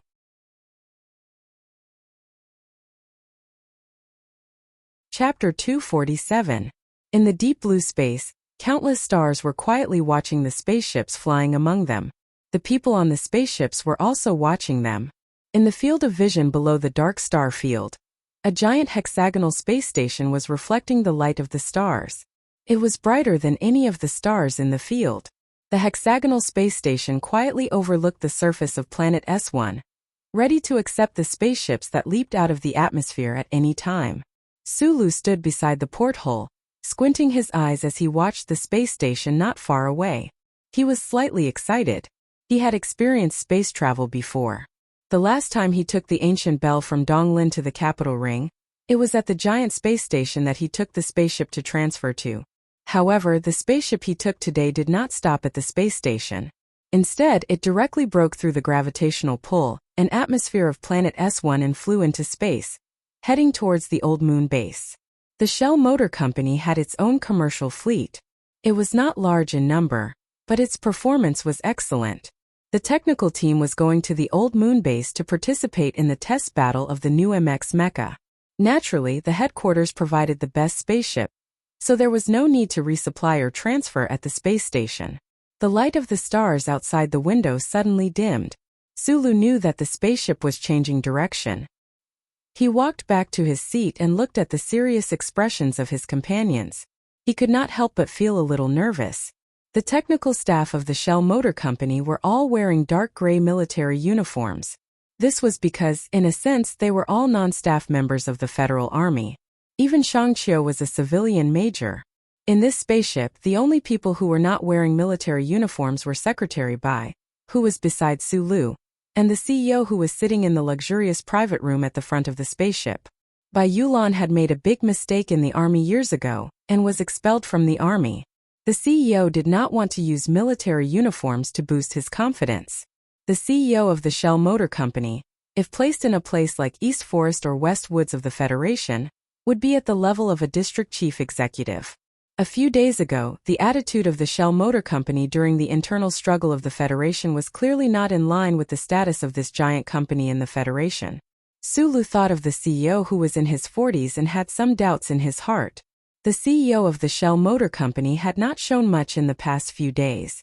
The main reason was that the management committee of the Federation had appointed him as the CEO of the Shell Motor Company less than a year ago. Coincidentally, when he took over many problems within the company. After the failure of the experiment last autumn, the Federal Academy of Science shamelessly and overbearingly joined in with the excuse of participating in the design of the dual-engine technology. This was an official decision made by the Federation's academic committee, so the Shell Motor Company could not use this to accuse the other party. However, right after that, the Academy of Science had stolen the data from Shin Yulin's laboratory. That independent director of the Shell Motor Company had also encountered some problems. All these troubles had gathered together, making this newly appointed CEO angry but also somewhat anxious. If the internal strife within the Shell Motor Company's board was like the internal strife within the Federation and had not been completely settled, the CEO could not spend all his time on these political squabbles. He knew better than anyone the importance of the MX Mecha to the Federation and to the company. Thus, he personally led the technical team and boarded the spaceship headed for the old moon. The flight through space was truly rather tedious. Those provocatively dressed dancers on the screen did not attract too much attention. Everyone in the technical team was deep in thought about the mecha battle that would begin the day after tomorrow, analyzing the technical aspects that they were responsible for to ensure that there would not be any loopholes. Shangqiu had not come with the technical team. The mecha battle testing, data analysis, and evaluation work at the old moon base would be carried out in the control hall on the ground. She still had very important work to do, so she had stayed behind. Sulu looked at Bai Yulan beside him, who had her head lowered the entire time. He could not help but think that if Shangqiu had been by his side right now, the journey would probably not have been so boring. Secretary Bai was too quiet and quiet. She really was not a good travel companion. Right at this moment, a voice rang out from the communicator. Sulu was slightly taken aback, but then he got up from his chair and walked towards the room where the CEO was. Not long after, He walked back and sat back down with a heavy expression on his face. He could not help but glance at Bai Yulan again, wondering if he should tell her this news now or when the mecha battle begins. Bai Yulan saw the change in his mood and asked softly, "The other side has chosen?" Yes. The mecha battle testing this time was of the utmost importance and had attracted the attention of countless people. Both sides would definitely choose the most experienced and most capable pilot in the Federation. Sulu guessed that the other side would not have guessed that Nutshell Company had long since made the decision to use Bai Yulan as their pilot. However, he also did not expect that the other side would actually have a way to persuade that fellow to come personally. After a moment of silence he said, "It's Madman Li." Bai Yulan's delicate eyebrows rose, then calmed down. Like a small stone thrown into a lake, it settled down after a slight ripple. After a moment of silence, he took out a cigarette from his pocket, lit it up and took a deep puff. Sulu had always thought that Secretary Bai did not smoke. He did not know that that night, when Bai Yulan had seen him operate the old mecha and make so many fierce attacks, she had secretly smoked a cigarette. He also did not know that when MX had succeeded, Bai Yulan had also smoked a cigarette. It was not that Secretary Bai did not smoke, but he would only light one when he felt a real tremor. The smoke detectors in the spaceship began to beep, and the electronic female voice began to warn them. The surrounding technical team members were all startled out of their thoughts and looked curiously at Sulu and Bai Yulan's seats. Then they saw the two heavy and slightly tired faces, and in an instant they understood something. Hearing the warning from the electronic female voice, Suli's mood was somewhat irritated, and he wanted nothing more than to kick the loudspeaker away. "What I was afraid of has come." Bai Yulan only took 3 puffs before the cigarette between her fingers burned to a crisp. He coughed lightly and said, "Boss, looks like the people behind you are not as powerful as you think." At some point in time, Bai Yulan had begun to refer to Sulu as boss. Perhaps it was because of the 20 million Federation dollars. Sulu knew what she meant. In the special capital region, the two of them had had a long conversation. The Tai family, who had always stood behind Sulu, had always had a close relationship with the Lees of Philadelphia. Why did that lunatic from the Lee family want to interfere in this mecha battle this time? Mr. CEO had also just received the news. Sulu was currently in the spaceship. Even though he had hundreds of questions in his heart, he could not make a phone call to clear them all up, so he could only remain silent. Secretary Bai lowered his eyes slightly, and his fingers slowly pinched the remaining half of the cigarette. Thinking of the insufferably arrogant opponent in 2 days, he also fell silent. Just as the two of them were silent, a barren planet appeared in front of the spaceship. The earthy yellow surface of the planet was even clearer under the light of the stars. Only the pearl-like structures on the surface and the black materials scattered all around reminded people that this was not an uninhabited barren planet, but the largest companion of Planet S1, Old Moon. Humanity's second entry into the universe, and the first planet to be officially developed was one of the 2 moons, Old Moon. In the literature, this satellite that had accompanied Planet S1 for billions of years was called Moon Number 1, but the people of the Federation usually called it Old Moon. The development of the Old Moon had been going on for many years. Although scientists had tried to recreate the ecosystem, they had failed time and time again. The phenomenon of atmospheric escape in a low-gravity environment could not be eliminated. However, the development of the Old Moon by humans was extremely deep. Those pearl-like structures that could be seen from space were actually as many as 700 residential bases. The bases were covered with high-strength multi-layer rigid membranes that filtered the blazing light of the stars and the omnipresent cosmic rays. At the same time, the life support system of the bases was isolated from the outside world. The black material that was about to cover a quarter of Old Moon's land area was transformed from the mineral resources of the 4 neighboring planets into a solar energy collection and absorption material. Now, it was completely capable of supplying energy to countless military and civilian bases on Old Moon. The ubiquitous black was one of the 5 largest planetary transformation activities in the history of the Federation. It cost a lot of money and time, and it was one of the greatest glories of humanity. Under the pen of a poet, they would often describe how the giant pen of humanity painted a barren planet in the sky with a layer of unnatural color. It was naturally earth-shattering to be able to change the world. Of the 700 bases on Old Moon, The largest was naturally the Federal Military's main assembly base and the Shell Motor Company's spaceship manufacturing factory. It was said that in the military control zone on the dark side of the moon, there was a super large base that was specifically responsible for supplying the three major fleets of the Federation. However, the ordinary people of the Federation would never be able to see its true appearance. Under the guidance of the Flight Control Center on Old Moon's surface, a pale white commercial spaceship drew a nearly straight arc as it headed towards the predetermined landing site.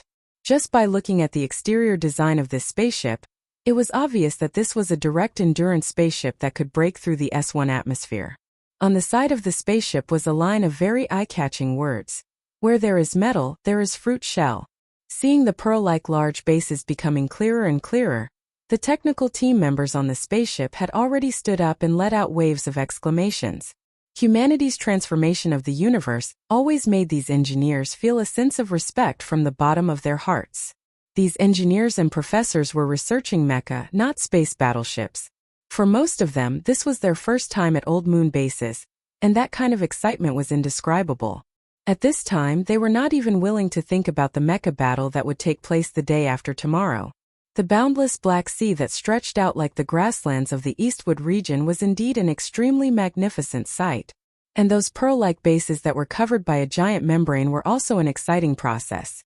Sulu should have been excited by everything in front of him, but the extremely bad news during the journey made his heart feel a little heavy, and he actually somewhat ignored this magnificent scenery.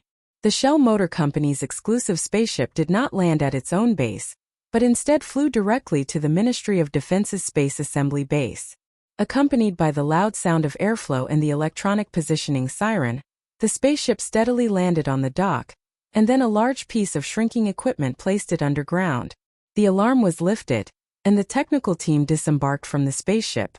They sat on the self-propelled electric scooter below the spaceship and followed the 10-kilometer-long underground tunnel towards the dark and quiet front. Mr. CEO had a special car to pick him up and had already left. The moment they left, Sulu noticed that Mr. CEO's expression was a little gloomy. Beside him, his secretary was holding a phone and arguing non-stop with certain parties. The CEO of Nutshell probably also smelled a trace of danger. There were too many people in the Federation who did not want Nutshell to get the standard for the new mecha. Thinking of this, Sulu could not help but feel a little cold. Even if the Iron Schemer was one of the 7 great families in the Federation, how could they have such a huge influence? He looked at his phone and confirmed that there was signal in the underground tunnel, so he directly called Secretary Shen. Over the phone, he told the other party the news he had just received, and then quietly waited for the other party to reply. Shinli was silent for a long time on the other end of the phone before saying, "I just verified this news. According to the intelligence report, it should be that Senator Macklin who gave the idea to the National Security Advisor. As for the Philadelphia side, I don't have that kind of influence." "What about the madam?" Sulu continued to ask. If it was in the past, no matter who the other party chose to be the pilot, it would not affect his confidence in Little White Flower and his judgment of the Purple Sea. However, Li Feng was different. He was a madman, the only grandson of the Lees of Philadelphia, and a rare super pilot in the federal military. At this time, if Sulu and Madman Li were to fight, he would not mind. However, as Bai Yulan had said before, when it came to mecha piloting, Madman Li's ability was too terrifying. This was a result of his battle record. Sitting under the huge dome, Sulu looked at the layer of transparent film 10 meters away from him through the glass. He was curious about the material of the film and the operating principle of the gravity replenishment device in the base. Only when he was in space could he truly feel the extent to which the technological civilization of the Federation had developed over the past tens of thousands of years. Even though he was known as a genius in mechanical engineering, it was impossible for him to completely understand the intricate technological fields. After a few calls, there was no good news. Mr. CEO's secretary had called earlier and helplessly said that the company's negotiations with the Federation government had all failed. This was because in the meeting in the president's office, the military god of the Lees of Philadelphia had personally promised the National Security Advisor that both parties could choose whichever pilot they wanted. It was because of this heavy mood that Sulu decided to just focus on the structure of the final assembly base. However, no matter how he looked at the scene in space outside the film, he still could not calm down. There was even a faint trace of regret in his heart. If he had known this would happen, should he have asked Madman Lee to be the pilot for Nutshell first? The living area of the final assembly base was very quiet. On the dome about a few hundred meters high, the automatic superlight cleaning maintenance robot was slowly working along the alloy framework. Sulu picked up the teacup in front of him and took a sip. He then felt that his thoughts were really a little unfair to Bai Yulan in front of him. What you said in the hotel that day was a lie, Bai Yulan said softly. Bai Yulan said softly, I've seen Li Feng operate a mecha with my own eyes. I don't have the slightest bit of confidence against him. However, since our goal is only to drag that Purple Sea into an unrestricted battle for 3 minutes, it is possible. Hearing this, Su Li's mood gradually calmed down. If they wanted to go head-to-head with the only remaining seedling of the Lees of Philadelphia, there was no point in looking for other ace pilots in the federal military. In comparison, Secretary Bai's understanding of the new MX mecha was deeper than anyone else's. Moreover, Sulu had always believed that this delicate man's strength had never been fully utilized. It won't change anything. Sulu picked up the teacup and said seriously, let's deal with him. Bai Yulan picked up the teacup and clinked it lightly with him. After hurriedly finishing the cup of tea, the technical team did not stay for long. They immediately rushed towards the core area of the base. Yesterday, Nutshell's MX mecha had already been transported from the port to the old moon base under the close watch of the military.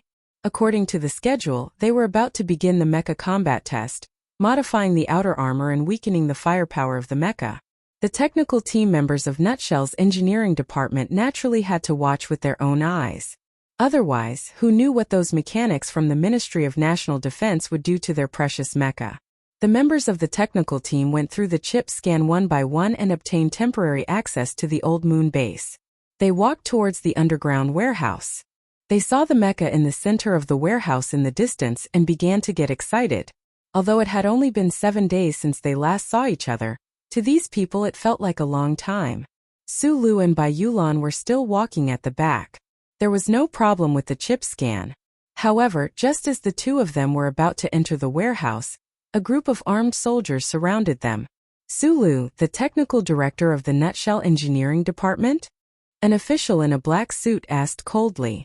Sulu narrowed his eyes and said, yes. You can go in now. This person stays, the official said as he pointed at Bai Yulan. Sulu narrowed his eyes even more. He asked why. Bai Yulan was suspected of illegally selling military equipment to foreign countries. Therefore, he cannot enter the core area, the official replied. Sulu knew about Secretary Bai's crimes. However, the military court did not convict him. Why did some people suddenly appear at such an important time? Unexpectedly, the faction from the Federal Academy of Science started to make their move again. Not only did they use Madman Lee as a test pilot, they also tried to stop Bai Yulan at the last minute. He looked at the official's cold face and suddenly said, this is a test pilot from Nutshell's company. He cannot enter the core area? Then how will the mecha battle start? Can you bear this kind of responsibility? Not only can he not enter the core area, he will have to follow me immediately for further investigation. The official smiled and said, you don't have to scare me with the MX mecha battle. I am not a Federation official. Are you done yet? Are you done yet? Sulu could no longer suppress the anger in his heart. He stared into the official's eyes and said loudly, I don't care what kind of fucking official you are. If you dare to stop us, let's see how you will answer to the president.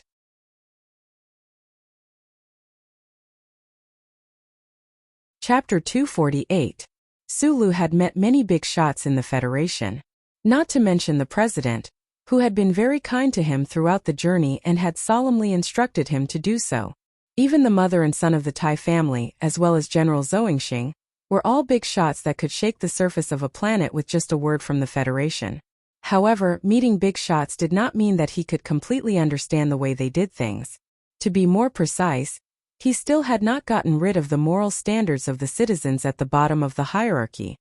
He always thought that no matter if it was a politician or a politician, they would still need to maintain their dignity and do things according to the rules of the Federation. Even if they were faced with a strong conflict of interest, the way these people snatched benefits was always elegant, calm, and confident. It was just like how the Federal Academy of Science took the data of Professor Shin from the Husk Institute. Everything was done so cleanly, and they looked down from above, swallowed mountains and rivers, and silently flowed like a clear spring until today, when he first heard that Madman Li was selected to be the pilot, and then this guy who called himself an official of the Bureau of Proclamation led soldiers to stop by Yulan and was about to arrest her. Sulu finally understood that when the big shots in the upper echelons of the Federation had their fundamental interests infringed, they would not hesitate to show their greedy and cold appearance. As long as they had the slightest reason, they would use extreme methods and do things to the extreme. They would endlessly show the realm of shamelessness that they could reach. What does this have to do with the Bureau of Proclamation? If you want to go to military court, it's the Department of Defense's business. Because of this understanding, Sulu could no longer suppress the anger that he had been suppressing for a long time. He narrowed his eyes and looked at the official in front of him. His gaze was like a knife that could cut the indifferent face of the other party into countless mottled pieces at any moment. Correspondingly, he could no longer play the role of a silent, optimistic, and cheerful technician. Instead, he began to emit a lonely and ruthless aura from his bones. What does this have to do with the Bureau of Proclamation? The Bureau of Proclamation doesn't need to tell you. The official ignored his anger and replied with a smile. The Bureau of Proclamation was usually only responsible for coordinating with the work of the government. They rarely showed themselves directly. Today's trip to the Old Moon base was due to the persuasion of some powerful people within the Federation government. In fact, the Shell Motor Company had already entered the Old Moon base. At this time, only a transcendental existence like the Bureau of Proclamation would dare to challenge the rules of the entire Federation. They would not hesitate to destroy an important new mecha test battle, just to arrest this pilot named Bai Yulan. This official was not worried about the Shell Motor Company's counterattack. The Bureau of Proclamation rarely took action, but once it did, no government would dare to go against it, let alone an enterprise. Under the glory of the First Charter, these officials seemed to be covered with a layer of inviolable brilliance. Sulu stood in front of Bai Yulan and unceremoniously slapped the gun barrel away. His strength was so great that even a casual slap caused the soldier's wrist to ache. The atmosphere in the room suddenly became tense. "What are you looking at?" Sulu narrowed his eyes and scanned the stiff attitude of the soldiers around him. He said in a low voice, "Shoot me if you dare." At this time, he naturally thought of that rainy night in the industrial park of Harbor City. However, at that time, he and Bai Yulan were facing the mercenaries of the Whitewater Company. Today, however, he was facing an official from the Bureau of Proclamation and the soldiers of the Federation. Over and over again, the schemes of the upper class of the Federation and the cold and unreasonable sledgehammers kept falling on his head. He was really tired of it. However, last time, he had the military order of the Ministry of Defense to protect him. This time he was facing the Bureau of Proclamation. Who would come down from the sky to save him and Bai Yulan? The day after tomorrow, the government of the Federation would secretly conduct a mecha battle test. At this time, Sulu believed that the other party would not dare to use violence. He also could not allow these soldiers to arrest Secretary Bai. If the ace pilots he had secretly prepared for several months were all arrested, who would go up against that Madman Li the day after tomorrow?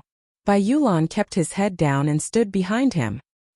He did not stand in front of him to block the muzzle of the gun like he usually did. Perhaps it was because the other party's sudden attack today was related to him. He was even more silent than usual. However, when he saw Sulu angrily pull out the gun barrel, the corners of his eyes trembled slightly. He vaguely remembered the feeling of being protected by his comrades in the military camp all those years ago. The technical team members who had finished scanning the area noticed the strange movement at the door. They all walked back. After knowing the truth of the matter, their expressions changed drastically. They threw away the elegant demeanor of a scholar and scolded the Bureau of Proclamation official and the soldiers. They also threatened to inform the Ministry of Defense immediately. However, it was obvious that the Ministry of Defense could not threaten the Bureau of Proclamation official. In fact, this official had only taken a document from the Bureau of Proclamation, and was able to command the soldiers stationed at the old moon base to do as he wished. This kind of authority was terrifying. Sulu was calling the CEO. Since the other party had used such a shameless move, other than the CEO himself, the technical team members could not think of any other way. However, the call did not go through. Whether it was the CEO or the secretary's phone, both were turned off. He narrowed his eyes. He knew that the other party must have been prepared. Perhaps the departure of the CEO was arranged by the other party. Bai Yulan's hands were hidden in her sleeves. Suddenly, she sighed and slowly took her hands out. From this sigh, Sulu could hear many emotions. There was unwillingness to accept defeat, as well as helplessness and disappointment. Bai Yulan had joined the army when he was 15 years old. He didn't have any background or support. When he entered the Special Mecha Battalion of the 17th Armored Division, his small knife and his amazing mecha piloting skills were his true foundation. It was also because of his achievements on the front lines that he was only expelled from the army after he violated the military order. He wasn't sent to the military court. Even though she was a fierce veteran, after knowing that the opponent's pilot was Madman Lee from Philadelphia, she still wanted to avoid the battle. During this journey in space, Bai Yulan had done a lot of psychological preparation. She had stimulated the most powerful part of her mental world. That was why she could calmly say those words to Sulu at the tea table. Bai Yulan had already decided to give it her all and leave no regrets. She wanted to see just how strong the grandson of her teacher was. However, just as she was about to summon her tiger chi, she was blocked by a pack of jackals and wolves in the forest. Heroes should have a place to use their abilities. Those people wanted to shamelessly take away this opportunity from Bai Yulan when he was at his peak. That sigh had a sense of unwillingness and indifference. From the corner of Suli's eyes, she noticed that Bai Yulan was not holding the delicate knife when she took it out of her pocket. Bai Yulan lowered her eyes and said, "I'll go with you." She had to go. The situation now was different from that rainy night. The faction led by the Federal Academy of Science was not even afraid to use their connections within the Bureau of Proclamation to prove that they were determined to win the Federation Mecha Standard battle at all costs. Although the destruction of Jade and Stone was tragic, the problem was that the opponent had only piled up a pile of firewood. Sulu, on the other hand, was a 1,000-year-old gem in this mecha battle. Bai Yulan could not just stand by and watch Sulu fall into the opponent's trap because of his anger. "If you leave, what will we do?" scolded Sulu angrily. "They just don't want me to participate in this mecha battle," said Bai Yulan softly. "At most they'll just lock me up for a few days and I'll be fine. As for the mecha battle the day after tomorrow, you can go on your own." These last few words, Secretary Bai had said them very softly. Only Sulu, who was standing in front of her, could hear them. A strange light flashed through Suli's eyes. He had not expected Secretary Bai to make such a suggestion. That said, Bai Yulan stretched out her hands. He knew that he was still paying back his debts for all the mistakes he had made in the military back then, as well as last autumn in Bermuda. Since the Bureau of Proclamation had appeared, they had naturally evaded the blockade of Unit 8384 and obtained evidence of his crimes directly. Who knew how many years he would be sentenced to by the Federation Court?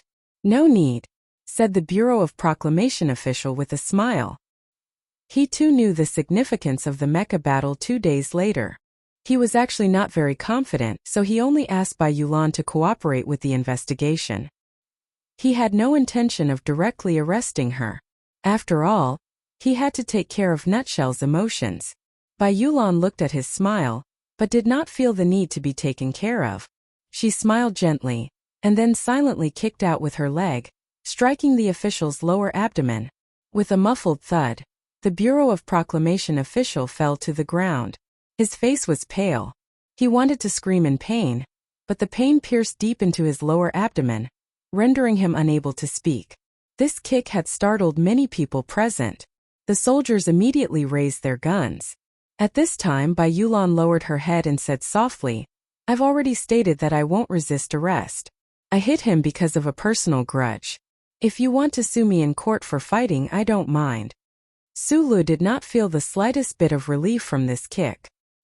He looked silently at Bai Yulan, ignoring the official who was rolling on the ground in pain. He said, "I will get you out as soon as possible." Bai Yulan smiled slightly and said softly, if you're angry, you need to vent. If you do things with this attitude the day after tomorrow, perhaps the results will surprise many people, including yourself. I'm very angry. Sulu narrowed his eyes as he looked at the white MX mecha undergoing modification in the middle of the warehouse. He thought of the little white flower that Shangqiu had named it, and thought of Bai Yulan who had already been taken away. He said into the phone, I've never expected the Federation to be fair, but I also didn't expect that in the face of such a situation, those people would actually dare to play politics so brazenly. After the CEO of Nutshell Mobile had returned and found out that the pilot he had chosen had been taken away by the Bureau of Proclamation, he was naturally enraged to the extreme. He had even called the president directly, but since the matter involved the Bureau of Proclamation, even the president's office had no way of ordering the other party to release the pilot immediately. He had not expected that the other party would be so shameless and direct, not caring at all about the issue of face. In his anger, he had made several calls to the Ministry of National Defense and scolded the federal military, but he still could not change the fact that had already happened. Even Nutshell Mobile's request to use this matter to delay the mecha battle was flatly rejected by the National Security Advisor in charge of this mecha test this time. At this time, Sulu was on the phone with Zhou. On one hand, he wanted to find out what was happening on the surface of planet S1, and on the other hand, he wanted to vent the anger in his heart. On the surface of a conflict of interest, there is often a veneer of political harmony. However, if the benefits are big enough, people are not afraid to tear off this veneer and rush forward to snatch food, just like the wild beasts in the forest on the other side of the electronic fence. On the phone, Zhou said softly, the battle of the MX mecha involves a lot of benefits, and it also concerns Dean Lin's reputation in this life. He doesn't want to step down without any dignity, so naturally he won't care about these things. In the end, for you to be able to help Nutshell Mobile force the other into such a blatant ugliness is already very impressive. She glanced at the child in the nanny's arms and lowered her voice to say, the winner is the king, and the loser is the thief. As long as the result is achieved, not many people care about the process. Right now, for you, the key is to help that little white flower win in the mecha battle the day after tomorrow. The Ministry of National Defense has urgently sent an ace pilot over, Sulu said after a moment's silence, but the opponent is using Madman Lee. That's why I don't understand what the other side is thinking. Although the Lees of Philadelphia have always been known for their neutrality, I believe that if the madam is really willing to help Nutshell Mobile, she will definitely be able to do more. I remember Taizion once said that the old director of the Bureau of Proclamation was a 7th-generation relative of his. I'm not sure about that either. Hearing Madman Lee's name, Zhou's tone became a little more cautious. Right now, you can only hope that the ace pilot father has chosen for you all is stronger than that secretary of yours. After hanging up the phone, Sulu walked closer to take a look at the mecha that was being modified. The engineers of Nutshell Mobile carried on with their own work with gloomy expressions. They stared at the mechanics of the main assembly base as they changed the firepower system and installed the outer armor sensor equipment without blinking. They had already arrived at the old moon base, but in the end, the opponent had still used underhanded means to take away their test pilot. The engineers of Nutshell Mobile all knew what this meant. Of course, they were worried that these mechanics of the main assembly base would not be too clean. Sulu walked out of the core area warehouse and asked for a cup of green tea in the living area. He leaned against the glass wall and sipped on it. Through the many layers of rigid film, he looked at the desolate but moving surface of the moon outside the base and lit a cigarette. He smoked one cigarette after another until he felt that his lips were a little numb. The smoke made him squint his eyes. Only then did he feel a little better. He remembered what Bai Yulan had said before she was taken away and lightly clenched his fists. A soft synthesized female voice sounded, indicating that there was an external ship landing outside the main assembly base. Sulu did not pay attention to it. President Sieg and the members of the Joint Chiefs of Staff would be watching the mecha battle from afar in the control hall of S1 the day after tomorrow. These 2 days, the spaceships that were taking off and landing at the old moon base were mostly engineers and logisticians. A few minutes later, the sound of footsteps could be heard from the entrance of the underground tunnel, leading from the spaceship berth to the base. These footsteps were very steady, as if a group of soldiers were marching forward. Sulu subconsciously turned his head to look, but his line of sight was blocked by the buildings. He could only see that many officers and mechanics in the living area were all walking towards the sound of the footsteps. Their faces were filled with excitement as they stood on both sides of the road. The first to enter his field of vision were the 10 or so professors from the Federal Academy of Science. It was obvious that the sound of these professors' footsteps had been drowned out by the sound of footsteps behind them. Su Li's eyes narrowed. He held his teacup and looked around the corner. Applause rang out first. The soldiers of the old moon base automatically stood in 2 rows to welcome the new arrival.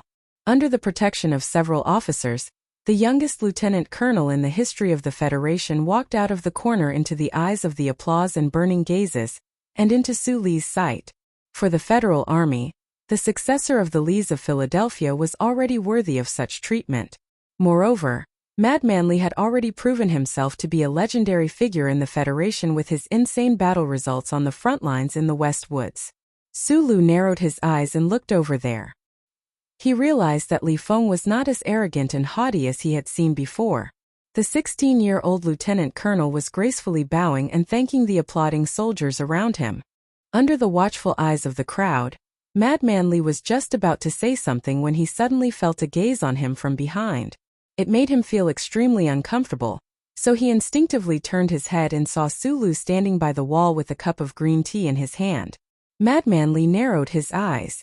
A hint of delight flashed across his features, like a tiger in the woods who had seen its most delicious prey. Although he had only participated in the mecha combat test to carry out the orders of the Department of National Defense, being able to defeat the mecha of the Shell Motor Company and make that fellow lose face was truly his greatest motivation. Hundreds of officers and technicians in the living quarters of the old moon base all noticed the gaze of the successor of the Lees of Philadelphia. They were all very curious as to who was worthy of his serious gaze. From the whispers of a few people, the crowd found out that the skinny young man standing by the wall was the technical supervisor of the Shell Motor Company. He was specifically in charge of the maintenance of the new mecha combat test this time. Under countless curious gazes, Li Feng waved his hand to stop the officers behind him from following him. He slowly walked towards Su Lu, each step steady and full of awe. Su Li's figure wasn't thin, but compared to Li Feng's body that was filled with strength, he looked a little delicate. He lowered his eyes and looked at the teacup in his hand, as if he had not noticed the arrival of this person. I said before that I would kill you with my own hands, but it's a pity that you don't know how to operate a mecha. Besides, this is a military mission. Even if you are in a mecha, I can't really kill you. Li Feng said seriously, but since I'm here, your Shell Motor Company doesn't have much hope anymore. No matter how bad that Purple Sea from the Academy of Science is, the outcome will be the same. If such domineering words came out of someone else's mouth, they would only find it ridiculous. However, this person had gone to the front lines to kill enemies at the age of 12, piloting an M52 and slaughtering the Empire's Royal Mecha Battalion. Yet, coming out of his mouth it sounded so natural. The original pilot was called by Yulan. A few hours ago he was here. He promised me that he would take care of you. Sulu lowered his head and said, unfortunately, those bastards you're fighting for have robbed him of the chance to take care of you. Invincible in the military? He stared at the teacup and muttered to himself, look at how confident you are. I suddenly want to make a bet with you. Madman Li looked at him with a strange gaze and said, go ahead. If Shell Motor loses from now on, I will kneel when I see you and call you invincible, Li. If you lose, give up the entire universe when you see me and stop bothering me. At the same time, remember to call me uncle. Or you can take down the door sign of the Feiqing Manor and give it to me. As he slowly said these words, Sulu was still staring at the green tea in his cup, as if he was staring at the ugly faces of many important people in the Federation.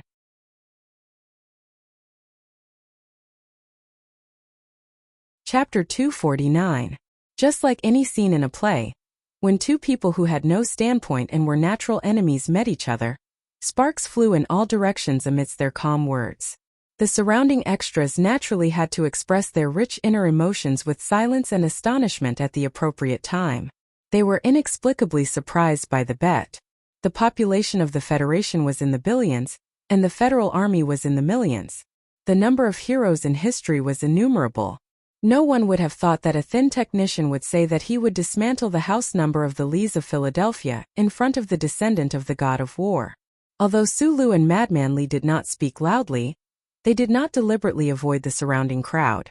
The contents of the bet were clearly stated. When it fell into the ears of the crowd, how arrogant and even exaggerated was this?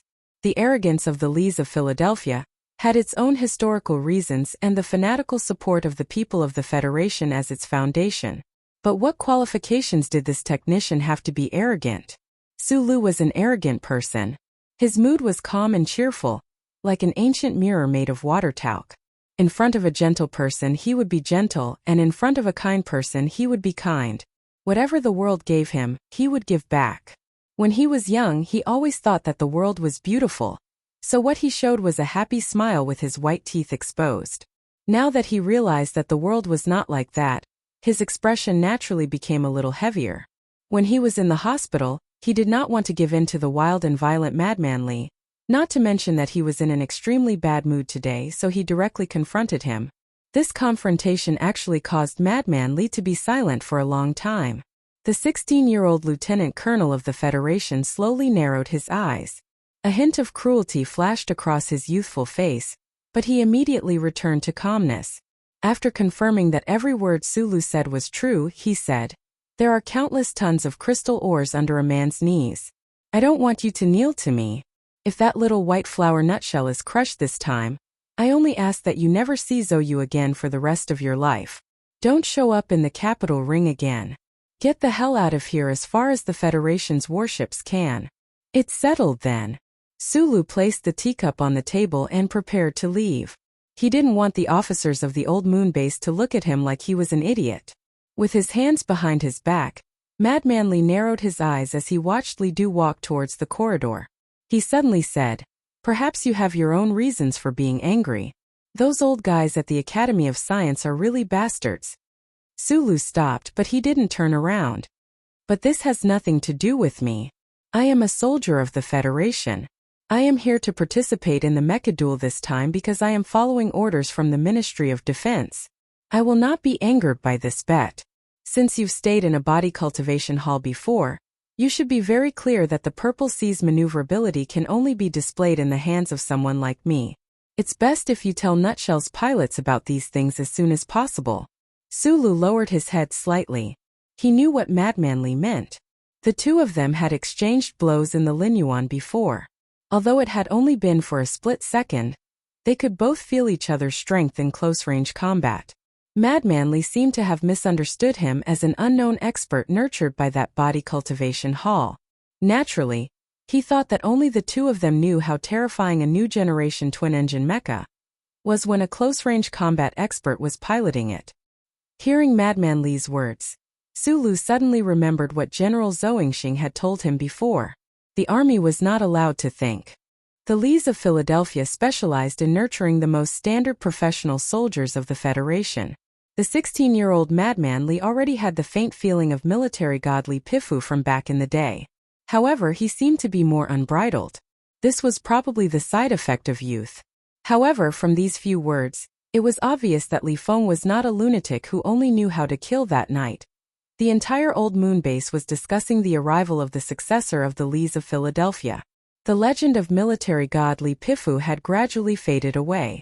As for the story of the invincible Madman Lee, the soldiers stationed at the capital ring had only heard of it from their comrades who had retired from the front lines. Piloting an M52 and facing off against a team of soldiers from the Imperial Royal Mecha Battalion, what kind of level was this? The thought of being able to see the operation of those mechas with their own eyes in a few dozen hours made everyone excited. In the central area of the base, the warehouse allocated to the Shell Motor Company was shrouded in a low pressure.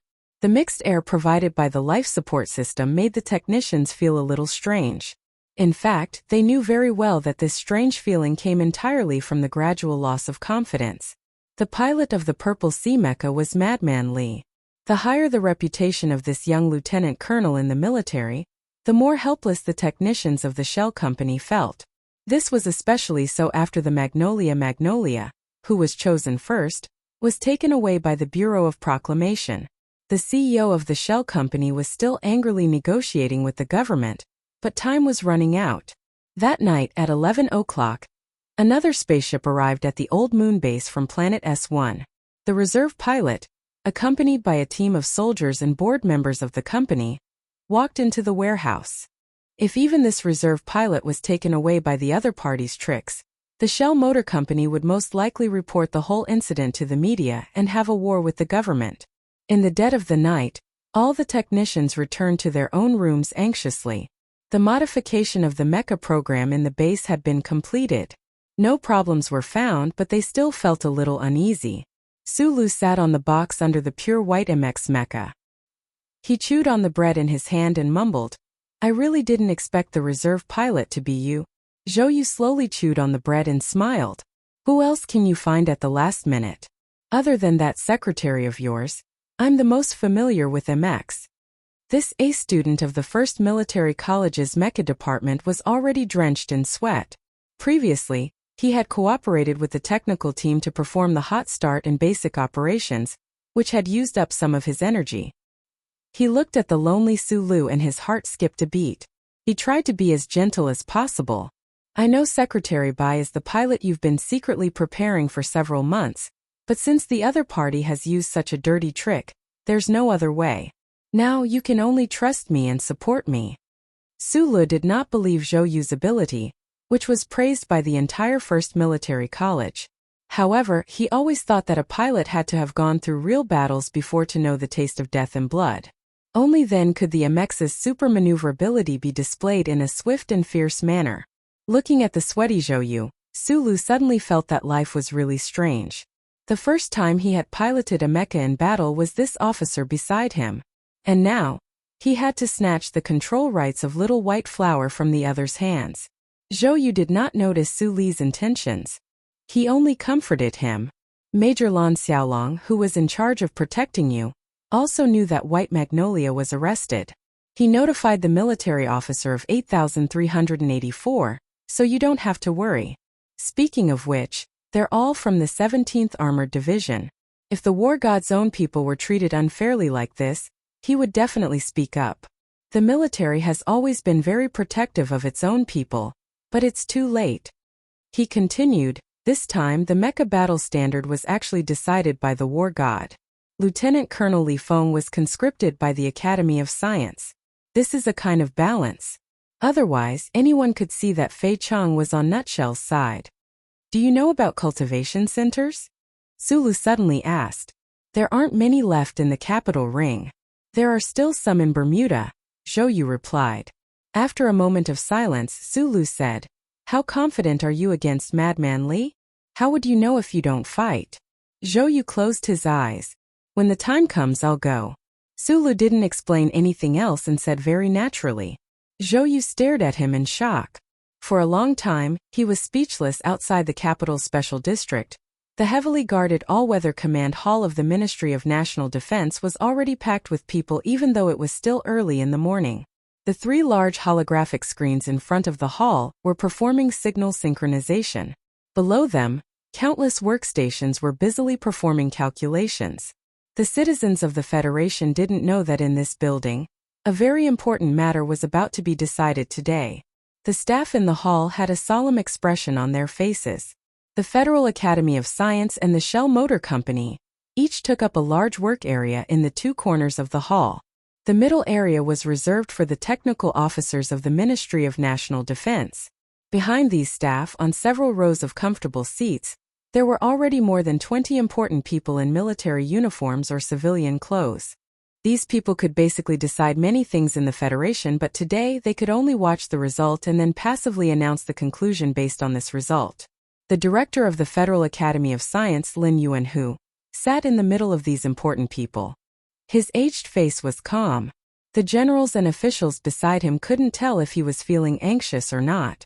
As a leading figure in the academic world of the Federation, he had too many connections, supporters, and admirers in the political world.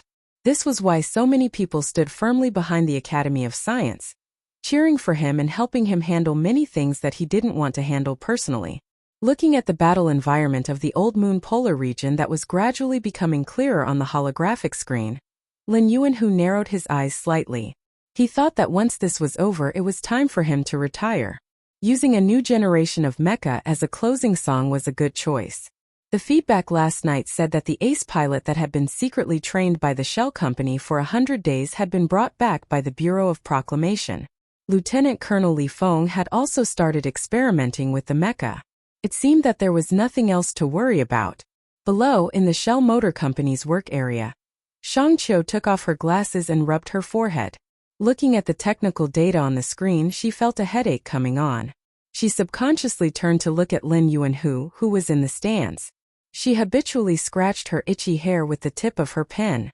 She wondered if Zhou Yu would be able to force the Purple Sea into overclocking mode for 3 minutes in a mecha battle.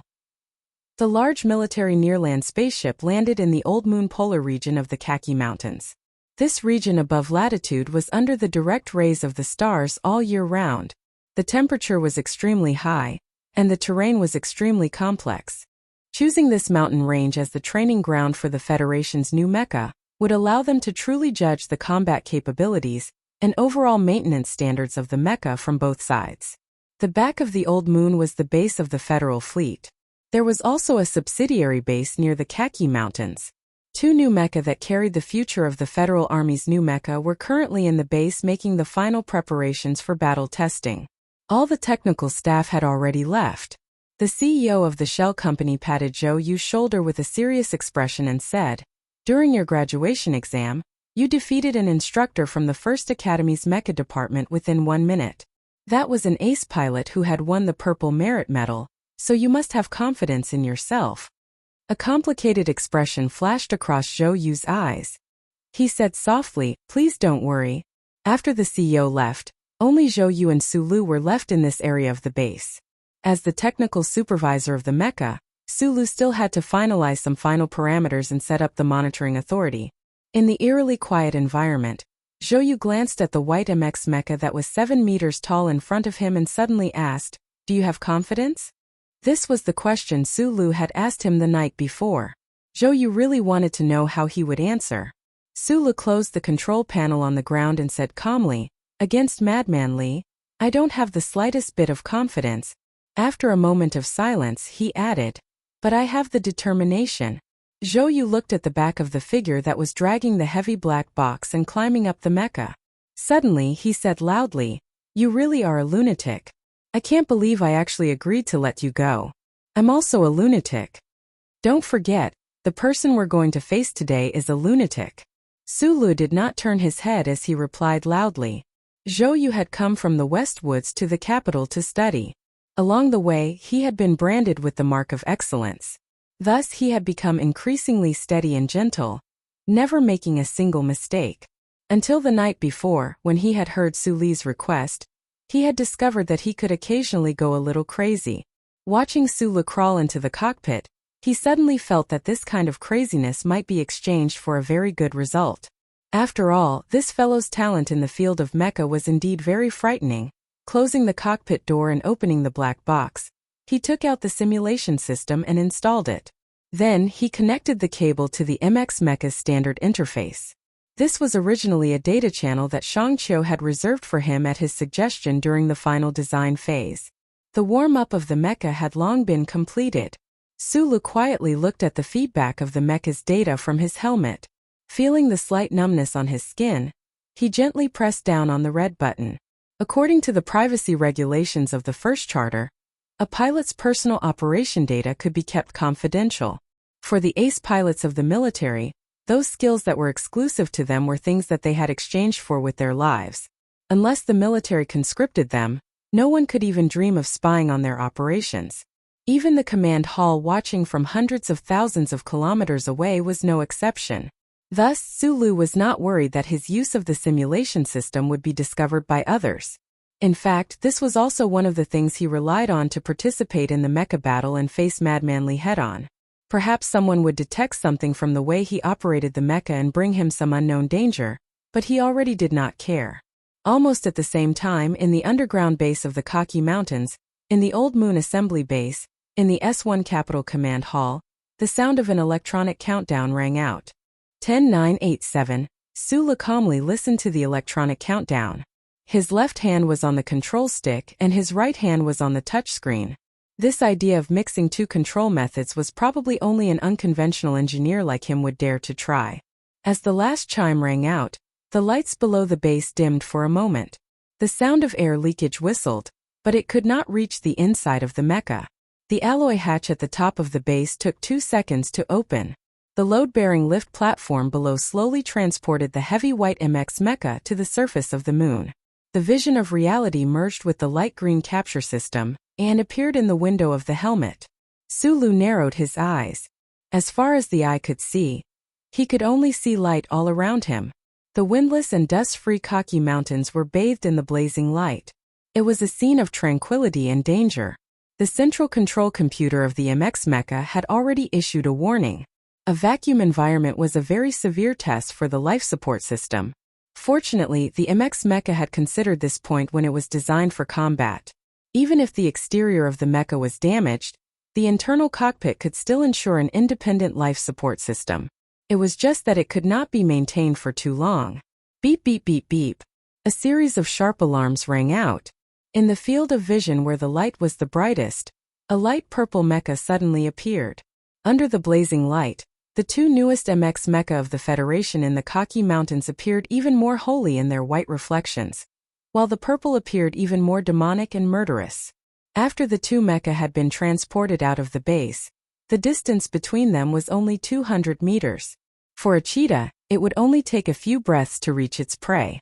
However, for a new mecha with dual-engine technology and 4 times the power output, this distance was actually a little frighteningly short.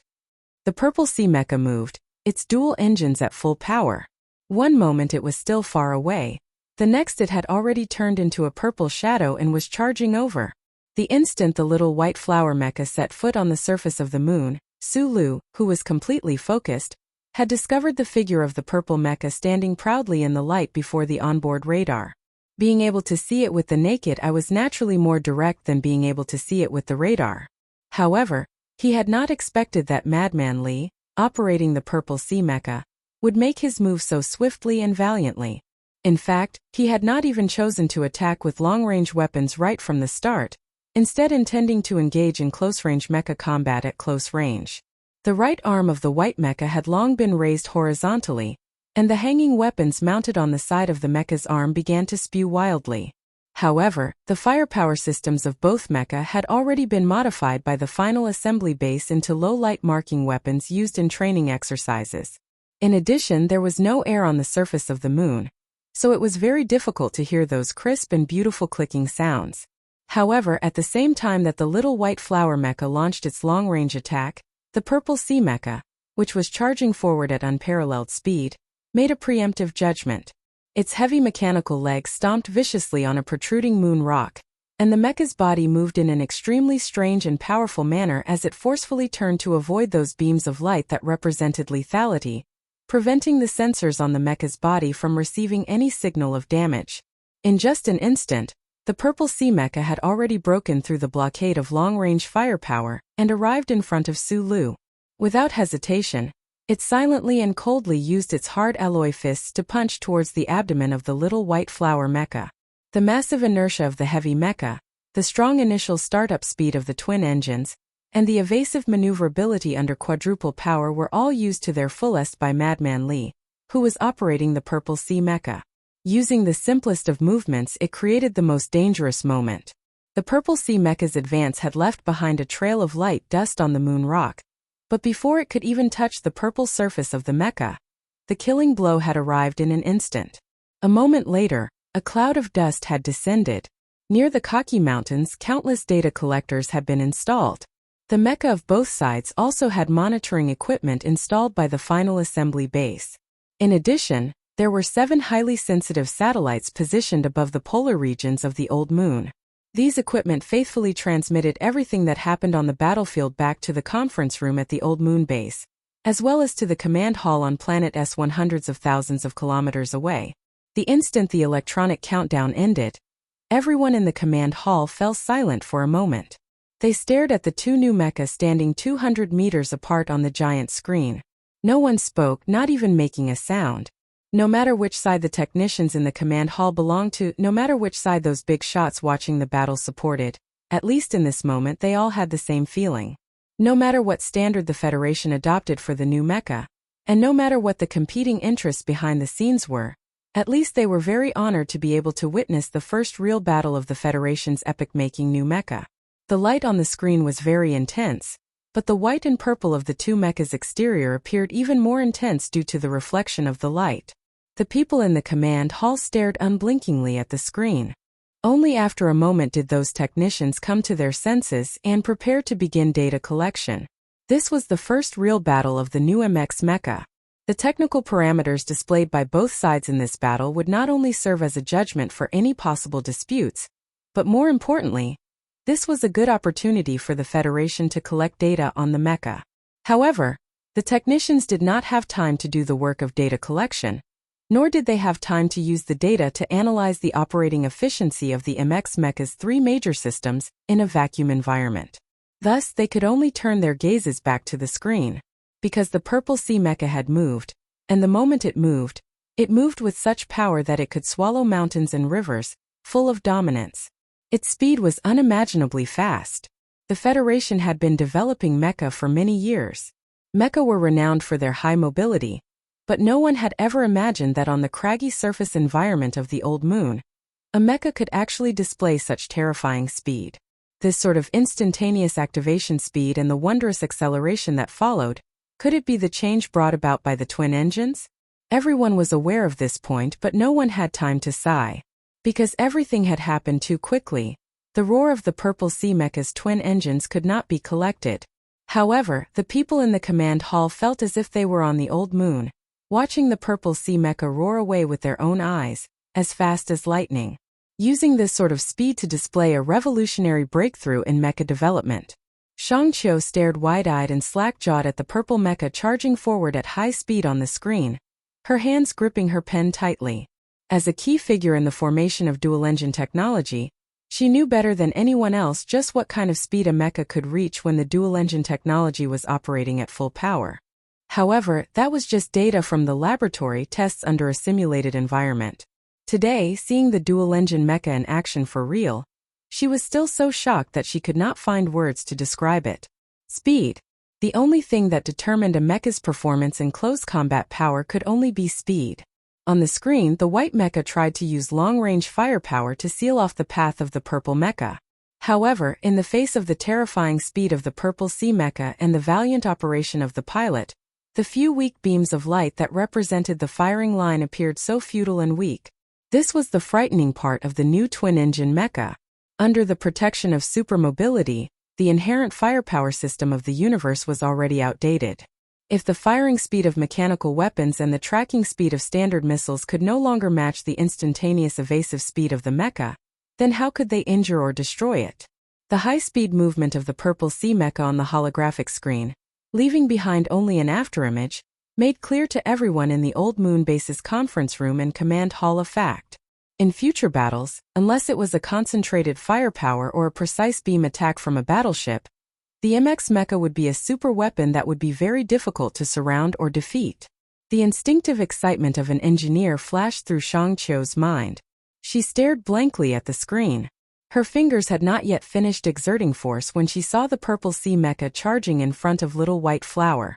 She was very worried whether the Nutshell MX mecha would be defeated by this attack. But what shocked her even more was that the pilot controlling the Purple Sea had only used 2 days and 2 nights to master the control system of the twin-engine mecha to such perfection. He had completely taken advantage of the speed advantage of the new MX mecha, abandoning the original federal military mecha movements to pursue close combat instead of long-range attacks. The Lees of Philadelphia were indeed geniuses on the battlefield. Only a genius mecha warrior would dare to completely abandon the original mecha control method in his first real battle, and rely on his instincts to change his battle strategy at the last minute to maximize the mobility of the twin-engine mecha. This choice undoubtedly proved that the crazy person in the Purple Sea mecha had extraordinary calmness and strong confidence in himself. The officers and technicians in the command hall, who were watching the screen, stared dumbfoundedly at the brilliant purple light. Looking at the speed of the mecha that the Federation had never produced before, they did not have time to react. They did not have time to analyze any data before they subconsciously made a judgment. The battle between the two MX mecha seemed to have just started and was about to end. The military bigwigs behind the command hall who stood up after being shocked by the speed of the Purple Sea mecha were also thinking the same thing. Even if the nutshell pilot was the best ace pilot in the federal military, in the face of the violent and swift attacks of the Purple Sea mecha, he would definitely not be able to make the most correct response. The white mecha that was obviously still defending against long-range attacks and close combat would be like its codename Little White Flower in the next moment, swaying and shattering in the vacuum of Old Moon Mount Kaki. The strong mechanical arm took up a quarter of the field of vision. The glossy purple exterior reflected the light of the stars. The fiercely contracting joint components and transmission pipes were so clear and were getting bigger and bigger. Sulu had always thought that Madman Li had only been in contact with the MX mecha for 2 days, and could not be more familiar with it than himself. But seeing this scene, he knew that he was wrong. Under such circumstances, even the fastest reaction speed of a federal military pilot would not be able to allow Little White Flower to make the correct response. But he could, because his nerves were thicker than others, and his reaction was faster than others. In the dark cockpit, his fingers quickly swept across the screen, and at the same time, the warm energy in his body also burst forth in an instant. Through the simulation system on his body, it sent precise signals to every component of the mecha. The alloy fist of the Purple Sea mecha was enough to defeat the enemy in one hit. With the huge force and high speed of the sprint, it seemed impossible to dodge. So Little White Flower did not dodge. Instead, at the moment when the alloy fist was about to hit its body, its left mechanical leg stepped back and its right mechanical arm struck out as fast as lightning. In a vacuum environment, the alloy fist of the Purple Sea mecha could not make the sound of air exploding. But that fist that broke through the air and landed in the eyes of everyone watching the foot of Mount Kaki was mixed with endless dominance and murderous intent. Little White Flower's mecha moved, but its movement was hurried and helpless. As if it had been blown by a strong wind, its waist twisted slightly. But it was this seemingly helpless twist that the Purple Sea mecha's fist, which had been charging up for a long time, brushed past the left side of the white mecha's chest and collided directly with that mechanical arm that had appeared out of nowhere. The two strong alloy fists collided heavily. In this instant, it seemed that the hard alloy surface could be seen slowly deforming under this impact, revealing the complex internal components. When the mecha collided, there was no sound. This scene fell into everyone's eyes like a clap of thunder, waking everyone up. Non-standard movements.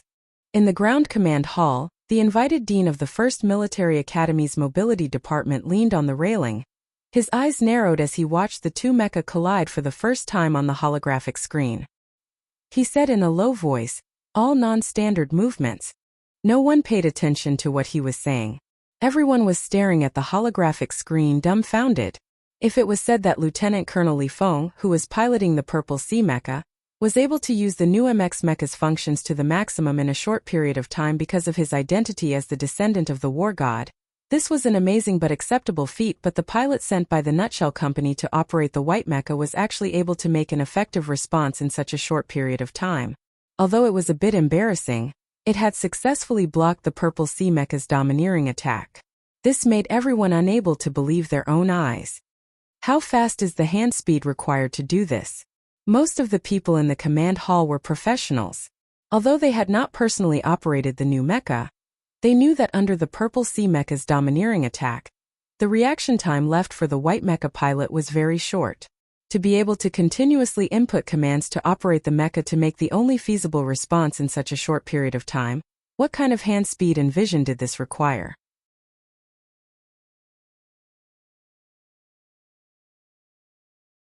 Chapter 250. When the federal military operated the M-series mecha, they had always strictly adhered to military mecha operating regulations. This was because the cruel reality of the battlefield had long proven that any tactical maneuvers that went beyond the regulations could only become a flashy dance of death in battle. Military mecha were tall and heavy metal existences. They resembled humans but could not be real humans. To control this giant battle machine through those complicated circuitry components, those cumbersome regulations were precisely the most efficient method. In the command hall, the head of the 1st Academy's mobility department stared blankly at the screen. This was because he knew very well that from the high-speed start of the Purple Sea mecha to the unbelievable hand speed of the Little White Flower mecha, whether it was the way it moved or the combat techniques, the mecha operating methods of the two pilots were completely different from what he had been taught for decades. Twin engines 4x the power and unprecedented mobility made the new MX mecha a brand new existence. He had already thought beforehand that the operation of the new mecha would definitely change, but he had not expected that it would require a brand new operating method to be able to unleash the power of this new mecha. War god Li Pifu had once single-handedly killed his way into enemy lines, using an old M-series mecha to kill the Emperor of the Empire, and then retreated bathed in blood. In fact, many people in the military knew that the war god's mecha operating methods were definitely different from those of the so-called ace pilots. However, this method could not be learned, and it could not be used on the old M-series mecha. Until today, when the new mecha battled, a brand new world appeared before everyone's eyes. The people in the command hall vaguely caught something, but it was not clear enough. Only the head of the mobility department had thought of this point first. From now on, the federal military would have to train a new batch of pilots. A revolutionary mecha would require revolutionary operating methods. The fact that the white mecha from Nutshell Company had actually survived a fierce attack from the Purple Sea mecha shocked everyone in the command hall. Everyone felt a trace of admiration for the pilot in the white mecha. Shang Qiu looked at the white mecha on the screen in confusion. Suddenly, she felt that this incomparably familiar MX mecha had actually become somewhat unfamiliar. She knew that it should be Zhou Yu inside the mecha, but the problem was that she had worked with Zhou Yu for a long time. She knew very well that this gentle and elegant man's mecha operating style was definitely not this silent. Yes, silent was used to describe his style. It meant that he was so calm that he did not care about anything down to the foot of Old Moon Khaki Mountain Range. There was a cloud of dust. Two MX mecha were fighting at high speed. The speed of the mecha was so fast that it was hard to see clearly in the cloud of dust. In the vacuum environment it was quiet, and there were no sounds of collisions. Only the occasional sparks and tremors of the earth could be heard. The three fingers on Su Li's left hand quickly pressed on the accelerator button, feeling the intense vibrations of the mecha. His eyes narrowed as he stared at the screen in his helmet, continuously controlling the mecha through the touchscreen input and simulation system, dodging wave after wave of attacks from the Purple Sea, each stronger than the last. Only after direct contact did he realize how terrifying the Purple Sea mecha that Madman Li was piloting was. The mobility of the new dual-engine mecha had been pushed to the limit by that person. From the moment they met, the other had not given him any chance to catch his breath. His alloy fists were laced with a heroic aura, smashing through every weak spot of his mecha from tricky paths. If he had not performed above his usual standards at the very beginning, the Little White Flower mecha would probably have long been struck down by the Purple Sea, only to be humiliated by the other. The battle between the two new mecha was in reality no longer the mecha battle mode of the past. Instead, it was more like a close combat battle between military experts. It was also like those Jianghu disciples wielding large swords in the dark of the night, filled with a bloody and direct style. The problem was that the Purple Sea piloted by Madman Li was perfectly displaying the speed of the new mecha. Using standard and perfect tactical movements, he made absolutely non-standard continuous attacks, striking out with the force of a great river, surging without rest, clean and efficient, open and closed, incomparably heroic, its domineering aura filled with a crazed air. Faced with such a terrifying purple mecha, the white mecha at the foot of the mountain was completely at a disadvantage after luckily escaping the first wave of attacks. There was no room for retaliation at all. He was no match for Madman Li. At this moment, Sulu recalled what Bai Yulan had once said to him in the underground base. If you encounter Madman Li in a mecha, you had best avoid him as soon as possible. In the past he had not understood this saying very well, but at this moment, watching the purple mecha's intimidating and oppressive attacks under the illumination of the screen, he finally understood more. This 16-year-old lieutenant colonel of the Federation seemed to be a person born for mecha combat, and the new dual-engine mecha seemed to be a combat tool designed for people like him. In just 2 days and 2 nights, Madman Li had already become one with that purple mecha. His control was perfect, clean and swift. He dodged and weaved in and out of the way like a gust of wind, making people feel suffocated. The alloy fists scraped across the surface of the mecha, leaving a deep gash. The sharp armor-piercing blade extended from the spherical joint and slashed towards the left side of the white mecha, where the central control chip was located. The white mecha twisted its body forcefully in this desperate situation, its two thick mechanical legs moving in standard steps as it retreated backwards. Sparks sprang up on the surface of the mecha, and then were quickly extinguished in the oxygen-free environment like a string of shooting stars. The close-range weapons of the mecha blocked each other, and from time to time terrible cracks appeared on the hard alloy surface. From the looks of it, the purple sea mecha had already gained an overwhelming advantage. However, what was strange was that every time the purple sea mecha was about to hit a vital point, the white mecha seemed to be able to predict where the purple sea mecha's next attack would come from and dodge in advance. From the start of the battle until now, it had actually only been less than 30 seconds, but the purple sea mecha had already completed countless dazzling non-standard mecha combat moves, causing great damage to the white mecha's body. However, the white mecha had still not been knocked down. Whether it was the people watching the battle in the command hall or the aloof Li Feng controlling the purple sea mecha himself, all of them felt a sliver of doubt towards this situation. Who was the pilot of the nutshell mecha? How was he able to withstand the violent and high-speed attacks of the descendant of the Fey City god of war under such circumstances? The exterior of the little white flower mecha was full of scars, and occasionally black liquid would spurt out. It looked like it was in a mess, but it did not suffer any fatal attacks. It fought and retreated at the foot of Kaki Mountain, and it seemed to be able to keep up with the operating speed of the purple sea mecha. The data sent back to the command hall also proved this point. Although the hand speed of the pilot could not reach the explosive speed at the very beginning, it was still amazingly fast. However, if the battle continued like this, the mecha that was swaying like a white flower under the barren hills of Old Moon would not be able to hold on for long. Defeat seemed to be a foregone conclusion. The people in the Old Moon base and the command hall could not hear anything, but they could see these shocking scenes. The two young people who were in the mecha could clearly feel every vibration of the mecha, and every damage. Right then, all of Su Li's mind and willpower were focused on operating the mecha. The scorching lines on his body raced at high speed, helping him to push the white mecha's speed to the maximum through the simulation system. Only then could he fully utilize the full power of the little white flower's twin engines. Even so, facing the wild attacks of the purple sea mecha, he still felt as if there was a huge wave crashing towards him, as if it could drown him at any time. He did not know what level of hand speed the simulation system he was using was equivalent to among the Federation pilots. He also did not know that the white mecha he was controlling was not a standard action.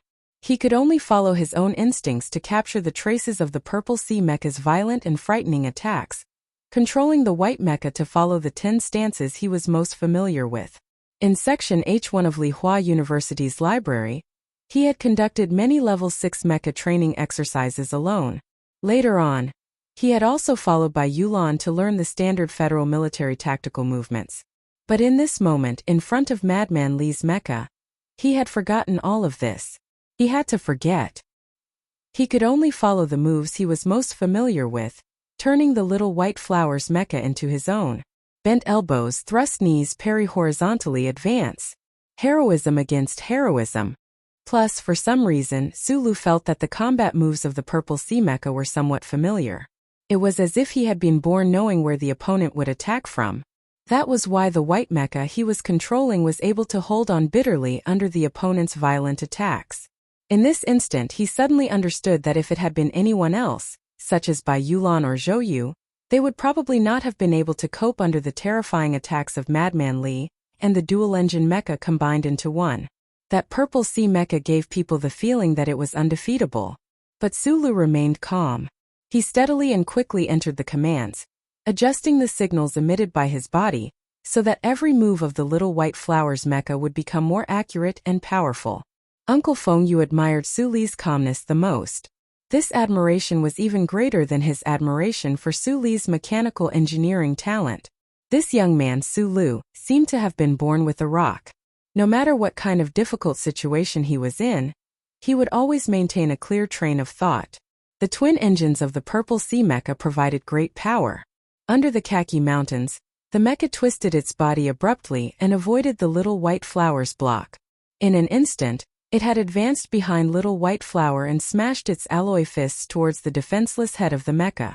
The head of the mecha was equipped with sophisticated information acquisition equipment, a fire control radar, and a balancing device. If it was subjected to such a violent attack, the moment these equipment failed, the outcome of the battle was obvious. The Purple Sea mecha's twist and step had been so clean and efficient that there had been no sloppiness. Moreover, it had completely controlled the reaction of the White mecha at that moment. In terms of timing, the battle-hardened Madman Li in the cockpit of the Purple Sea was clearly of the highest standard in the Federal Army. The situation had reached its most critical moment. This is the moment.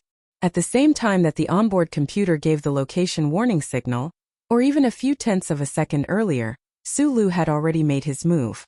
The White mecha's block action had not been completed. 3 power units were simultaneously output, and the joint engine of the left mechanical leg was forcibly shut down. The hydraulic system completed a cold compression in an instant, and because of this extremely complex action, the entire mecha lurched to the left. The Purple Sea mecha's fist brushed past the White mecha's head and smashed heavily into the left shoulder of the White mecha. The White mecha's shoulder armor instantly tilted up and splashed. The tremendous force of the impact caused the White mecha to fall to the left. But it did not fall. This was because the left arm of the White mech had already reacted in advance, supporting the heavily weathered surface of the moon. Using this tremendous force, the huge body of the White mech began to spin in the air. The heavy mechanical leg drew an arc in the air, then bounced back with incomparable speed, violently smashing into the head of the Purple Sea mech. This was the first time since the start of the battle that Little White Flower had truly struck the vital point of the Purple Sea mecha. In the command hall, the head of the maneuver department of No. 1 Hospital had just sat down with a complicated expression when he saw this scene on the huge holographic screen.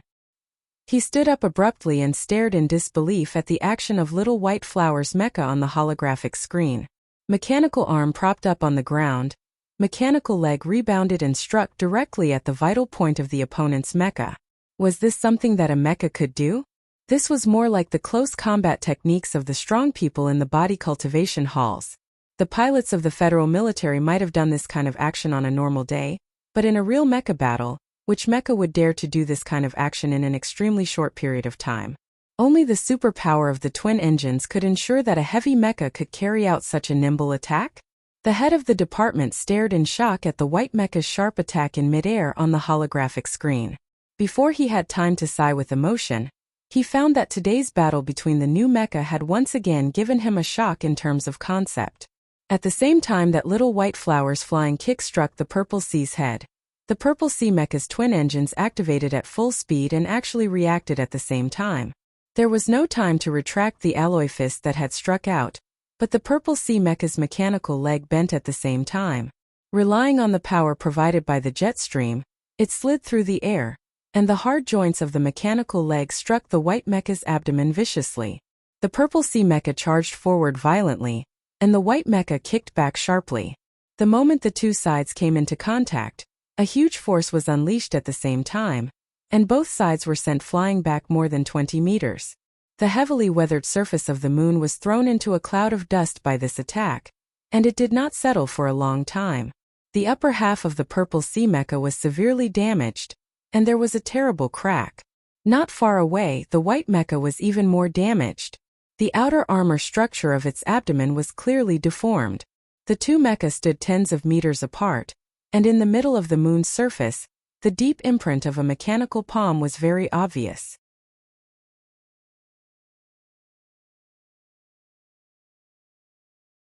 Chapter 251.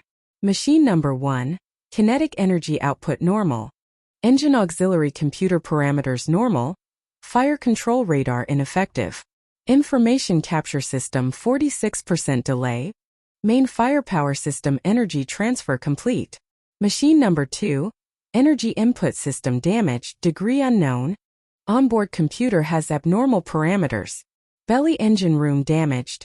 Leakage situation occurring. Main Firepower System Energy Transfer Complete.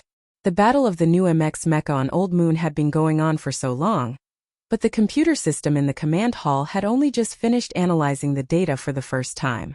It wasn't that Madman Li and Sulu, who were piloting the mecha, had already made the dual-engine mecha's battle speed exceed the computer's calculation range. It was just that the battle situation had been so intense that the people in the command hall simply had no time to deal with these things. Machine number 1 was the Purple Sea developed by the Federal Academy of Science.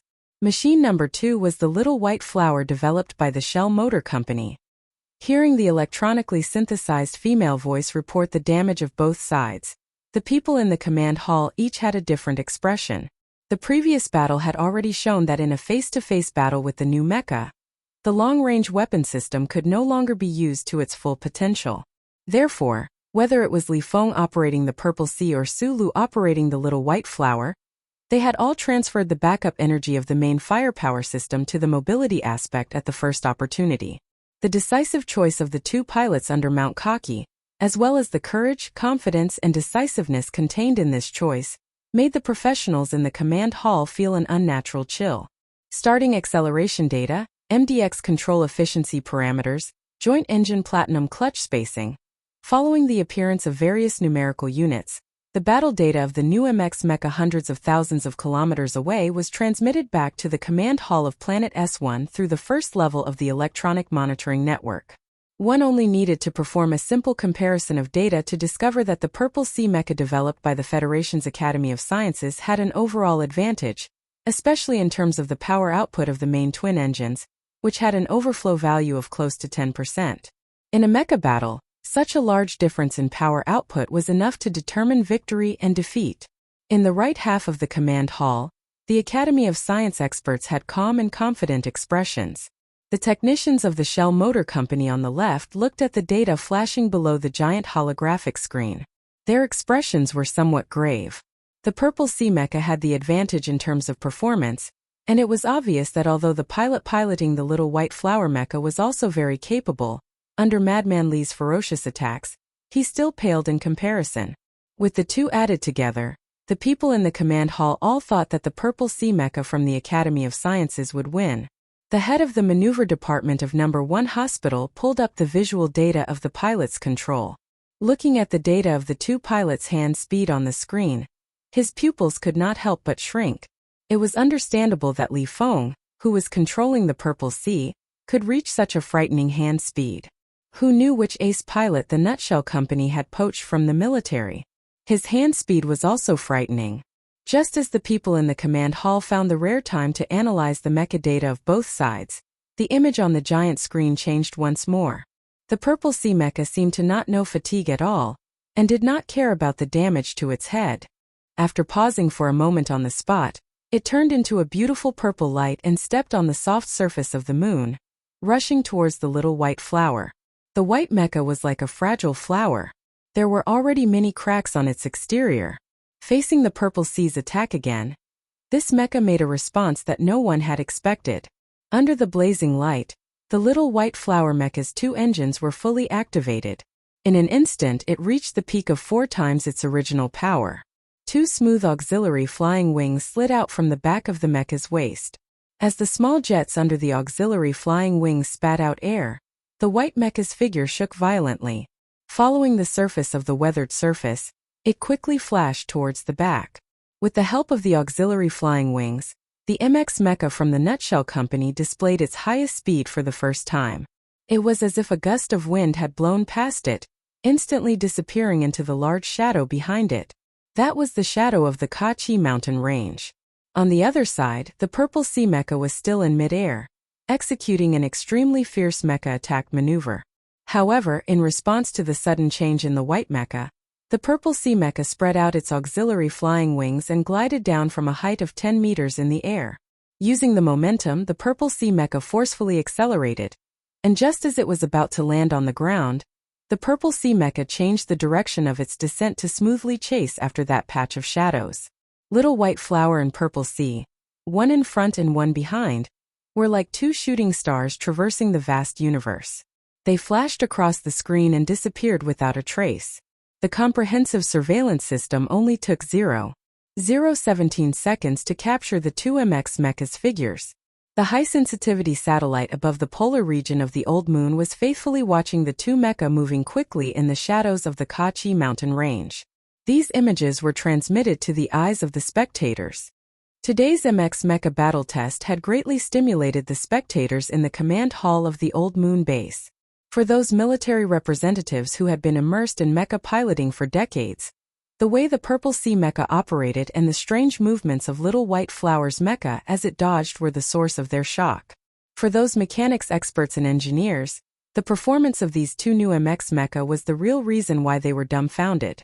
Especially when the two mecha, one in front and one behind, extended their auxiliary flying wings at almost the same time, instantly raising the speed of the mecha to a level never before seen in the Federation mecha. Everyone gasped in surprise. The experts from the Shell Motor Company and the Federal Academy of Science had long simulated and even seen with their own eyes how terrifying the absolute speed of the MX mecha was with the assistance of the auxiliary flying wings. But today, witnessing with their own eyes the appearance of this kind of speed in the distant Old Moon base, they still found it hard to contain their excitement. After the excitement, there was a natural round of applause. Everyone on and off the stage stood up and began to clap, moved and proud by the revolutionary breakthrough of the Federation mecha. On the huge widescreen screen, the two mecha were operating at full power, switching from combat mode to running mode. They were running at full speed through the rugged Old Moon mountain range without any footholds. This scene was filled with a thrilling sense of beauty, and in sync with the tense atmosphere on the screen, the various data being fed back to the command hall also began to rise again. CLK is moving up in a curve. CLS is approaching its peak. ADS adaptive suspension entering a passive wear and tear period. Not everyone in the command hall could understand these technical terms, but those important figures heard the electronic synchronized sound become more hurried. Their hearts also became nervous. Looking at the graphical color bar graph on one side of the large screen, they knew that the power output of the 2MX mecha on Kachi Mountain was getting higher and higher, almost reaching its limit. Another 2 minutes passed. The data fed back to the ground clearly showed that the power output of the 2 mecha was constantly fluctuating around its peak. Shangqiu gripped the pen in her hand tightly, staring at the graphic display on the monitor in front of her. Her full breasts rose and fell continuously due to her rapid breathing. She was a calm engineer, but at this moment she could no longer remain calm. She did not understand the specific reason, but she had already guessed that the person inside the Little White Flower mecha should be Su Lu. This was because only Su Lu herself and Bai Yulan knew the biggest flaw of the Purple Sea mecha. Now that Bai Yulan had already been arrested by the Bureau of Proclamation, other than Su Lu, who else would still throw caution to the wind and use Kachi Mountain range to speed up and bring the Purple Sea mecha into overclocking mode? However, at this time, the Purple Sea mecha on the screen kept its distance from the Little White Flower mecha in front of it, maintaining the power output of its twin engines near its peak. Occasionally, it would enter overclocking mode for 1 or 2 seconds before automatically lowering its power output. The Purple Sea mecha seemed to rather not catch up to the Little White Flower mecha than forcefully increase its speed at this time. Could it be that the Academy of Science has found out? Shangqiu subconsciously used the tip of her pen to scratch her itchy forehead, completely oblivious to the light blue ink smeared on the side of her eyebrows. She wondered nervously in her heart, if the other had really discovered the problem with the Purple Sea mecha, then what would Su Lu, who was currently inside the White Flower mecha, do? How could he really drive that madmanly crazy and force the Purple Sea mecha into overclocking? In the silent polar regions of the moon, in the shadows of the mountain ranges, the white mecha was like a speck of light in the dark night. One moment it was still under a rock, and the next moment, it was using its alloy fingers to claw at a corner of the cliff and climb up. The mecha's movements were not too affected by the damage. Instead, it became more and more practiced, like a monkey leaping swiftly through the mountains. It was impossible for there to be any plants on Kachi Mountain range. It looked barren, but those heavily weathered cliffs and those places where one could fall at any time were actually all traps. The MX mecha could only turn its body, weighing tens of tons, into a nimble and leaping figure, with the help of both engines and auxiliary wings. In the dark, cold, and bleak shadow of the back of Kachi Mountain range, the temperature in the air had already dropped to -60 degrees after just a few degrees of separation from the S1 sun. Because there was no water vapor, no frost appeared on the smooth surface of the mecha. However, the alloy surface mixed with weathered sand and stone had some indescribable changes. The outer armor's automatic temperature control system had already been turned off. In the dark cockpit, Su Li's eyes stared intently at the various data parameters provided by the onboard computer, especially the CLS value and ADS value. The mecha's power output had already reached its peak several times, and the adaptive suspension system could no longer hold on for much longer. After all, sprinting at full speed in an environment like Kachi mountain range was too taxing on the mecha's body. Huff, huff. Other than the sound of static, the cockpit was silent. Su Li's heavy breathing was exceptionally clear. His control of Little White Flower was becoming smoother and smoother. The mecha control techniques he had painstakingly studied in the past, under the pressure of the Purple Sea mecha behind him, were almost like those 10 stances, becoming instinctive to his body. It was only in this way that he could rely on the simulation system, and those combat stances to last until now in the face of Madman Li's terrifying strength. However, the Purple Sea mecha chasing behind him cast a shadow over Su Li's heart. The murderous aura on that mecha was so intimidating that it actually made one feel as if they could not win. Earlier on the weathered surface at the foot of the mountain, Little White Flower's mecha had kicked backwards in the air, successfully destroying the complex fire control system at the head of the Purple Sea mecha. However, no one had expected that the Purple Sea mecha would actually be able to skillfully control its power system in mid-air. It abruptly moved horizontally, and its mechanical leg bent horizontally to strike Little White Flower's abdomen. It looked like both sides had suffered damage, but Sulu knew that he had made a big mistake. Compared to Madman Li in the Purple Sea mecha, Sulu did not have any advantage in mecha piloting. Even with the help of the simulation system, he still could not compare to that young lieutenant colonel who had been immersed in mecha piloting since he was a child. The only area in which he was better than Madman Li was his deep understanding of mecha structures. From the time he had repaired the old M-mecha on the Ancient Bell, all the way until he had entered the Shell Engineering Division to help with the creation of the MX mecha, he could not be more familiar with every component, every circuit, every chipset, and every position of every transmission rod in a mecha. However, it was precisely because of this habitual thinking that Sulu had chosen to target the head of the Purple Sea mecha, which had been integrated with most of its information capture system, when the White mecha had taken the risk to strike at the foot of the mountain. However, Madman Li did not seem to care about this at all. He brutally and domineeringly traded injury for injury. It was not until the dust had settled and the palm print had landed on the ground that Sulu understood that the most terrifying destructive power of the MX mecha was in close combat. The fire control radar was no longer as important as it had been in the past. Meanwhile, in order to destroy the opponent's fire control radar, Little White Flower's mecha had paid the price of damaging its energy transmission system. Rocks slid down the mountain. In the darkness, the White mecha quickly and accurately found another point to leverage on. Its nimble mechanical alloy toes dug into the crevices of the rocks, and with the silent vibration of the engine and the white turbulence of the auxiliary wing jets, the body of the mecha suddenly shot up. It came to a gentle slope and charged upwards. The weathered sand and stones on the slope of the valley were silently disintegrated by the heavy body of the mecha, constantly trembling and undulating. In a situation where the maximum power output was at a disadvantage, the Shell Engineering Division's Little White Flower mecha still possessed a speed that did not lose out to the Purple Sea mecha. On one hand, it relied on Shang Choutian's dynamic design. On the other hand, it also proved that the Shell Engineering Division was indeed worthy of its reputation as a mecha designer for the federal military. In the field of mecha design, it was still ahead of the Academy of Science. The chase between Little White and the Purple Sea mecha had already lasted for more than 10 minutes. The harsh environment of ultra-low temperature did not seem to affect the performance of the two MX mecha. Their speed was still extremely fast, and the distance between them was still maintained extremely well. Sulu breathed heavily. He focused on controlling Little White Flower to perform one difficult movement after another. His control became more and more practiced, but his heart became heavier and heavier. He had never imagined that he could control a mecha and truly defeat Madman Li.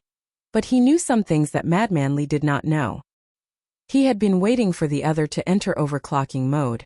But why was the Purple Sea mecha behind him not willing to forcefully increase its speed and catch up to him? The low-temperature vacuum environment was extremely disadvantageous for the MX's energy consumption. Madman Li in the Purple Sea had been through hundreds of battles. It was impossible for him not to know this. Why was he willing to drag it out like this? The blazing light of the stars shone over the top of the mountain and into the mecha's field of vision, dispelling the cold and darkness. Little White Flower's mecha did a high-speed somersault to the top of the mountain. Then it turned back. What does he want to do? The giant screen showed the image of Little White Flower's mecha leaping to the top of Mount Kaki, and then turning back. No one knew how the Federation's electronic surveillance system did it, but the real-time image on the screen had a very high resolution rate. The angle of view was also very beautiful. It was obvious that it was not captured by a high-altitude satellite. The mecha chase that lasted for more than 10 minutes seemed to be a little dull. This was originally a silent battle, but the performance of the two mecha at the foot of the mountain and their exquisite control was enough to excite the audience. In these 10 minutes in the shadows of Mount Kaki, only the white and purple mecha could be seen moving forward at high speed. This went on for a very long time. The data and computer analysis already showed the people in the command hall and Old Moon Assembly Base that the Academy of Sciences Purple Sea mecha had the upper hand. As for Little White Flower's mecha running up the mountain, everyone was shocked, but they also gradually understood the thoughts of the pilot. Until now, there were still not many people who knew that the pilot in the white mecha was a technical supervisor. They all thought that the pilot must also be an absolutely outstanding ace pilot of the Federation military. Thus, when the image of the white mecha braking and turning around appeared on the screen, everyone felt a strong sense of suspicion. Faced with the overwhelming advantage of the Purple Sea mecha and Li Feng's unstoppable attacks, why would this unknown ace pilot give up the rare balance of speed and stop at the top of the mountain? At this point in the battle, the Federal Academy of Sciences Purple Sea mecha's performance advantage was shown, so the engineers in the command hall were very calm. Shang Qiu, who had a few traces of blue ink at the corner of his eyebrows, looked in that direction, then turned back to look at Lin Yuanhu behind him. Seeing the old man's calm and confident expression, he could not help but snort coldly in his heart. The performance of the Purple Sea mecha depended on its design, and the function model that the design was based on had a parameter error. The MX design by Nutshell Company was to fix that parameter error, and a part of its performance was sacrificed. No one in the command hall knew this better than Shang Qiu, but the situation was one-sided, and even if she wanted to put on a confident expression, it was extremely difficult. She only knew that Little White Flower was standing at the top of Mount Kaki and turning back. He must be thinking of a way to drag the Purple Sea into overclocking, but she did not know what that guy was going to do. Suddenly, a middle-aged expert beside her touched her shoulder and said hurriedly, "What is Little White Flower doing?" Shang Qiu quickly turned to look at the screen, and her red lips could not help but open slightly. Like everyone in the command hall, she let out an exaggerated gasp. On the giant screen, the white mecha's mechanical arm extended a repair arm from the front, pressing against the heavily damaged abdomen of the mecha, as if some kind of repair work was being done.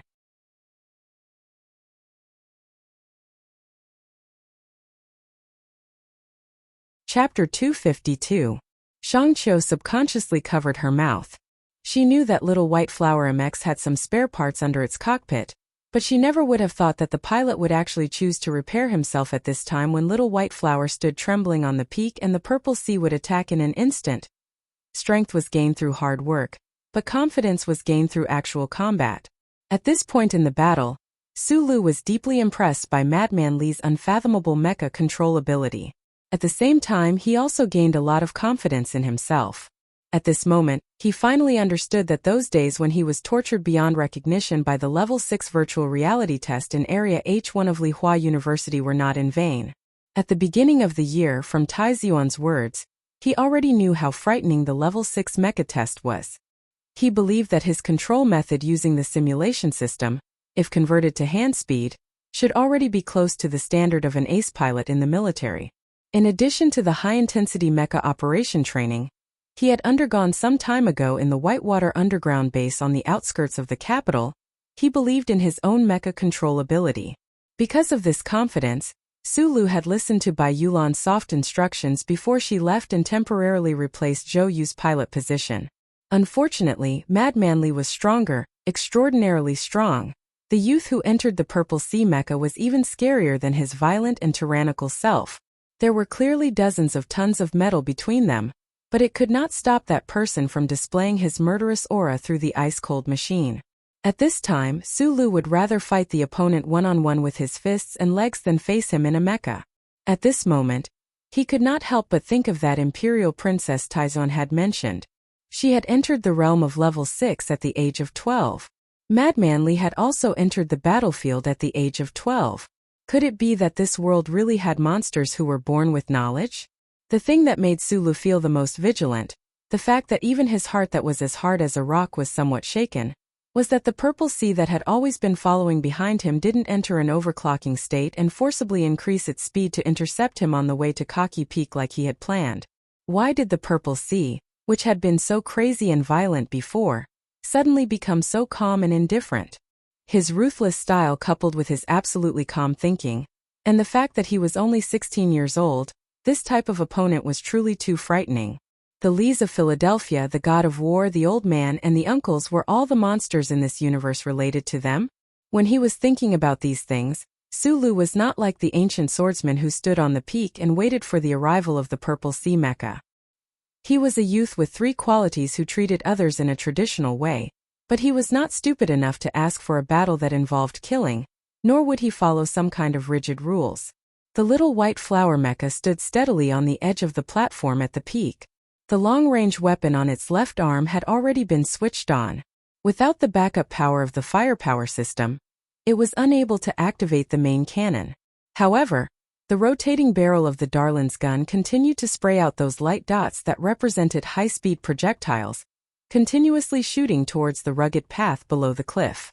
It was a pity that the gun barrel on the mecha's left arm did not have a clear clicking sound as an accompaniment.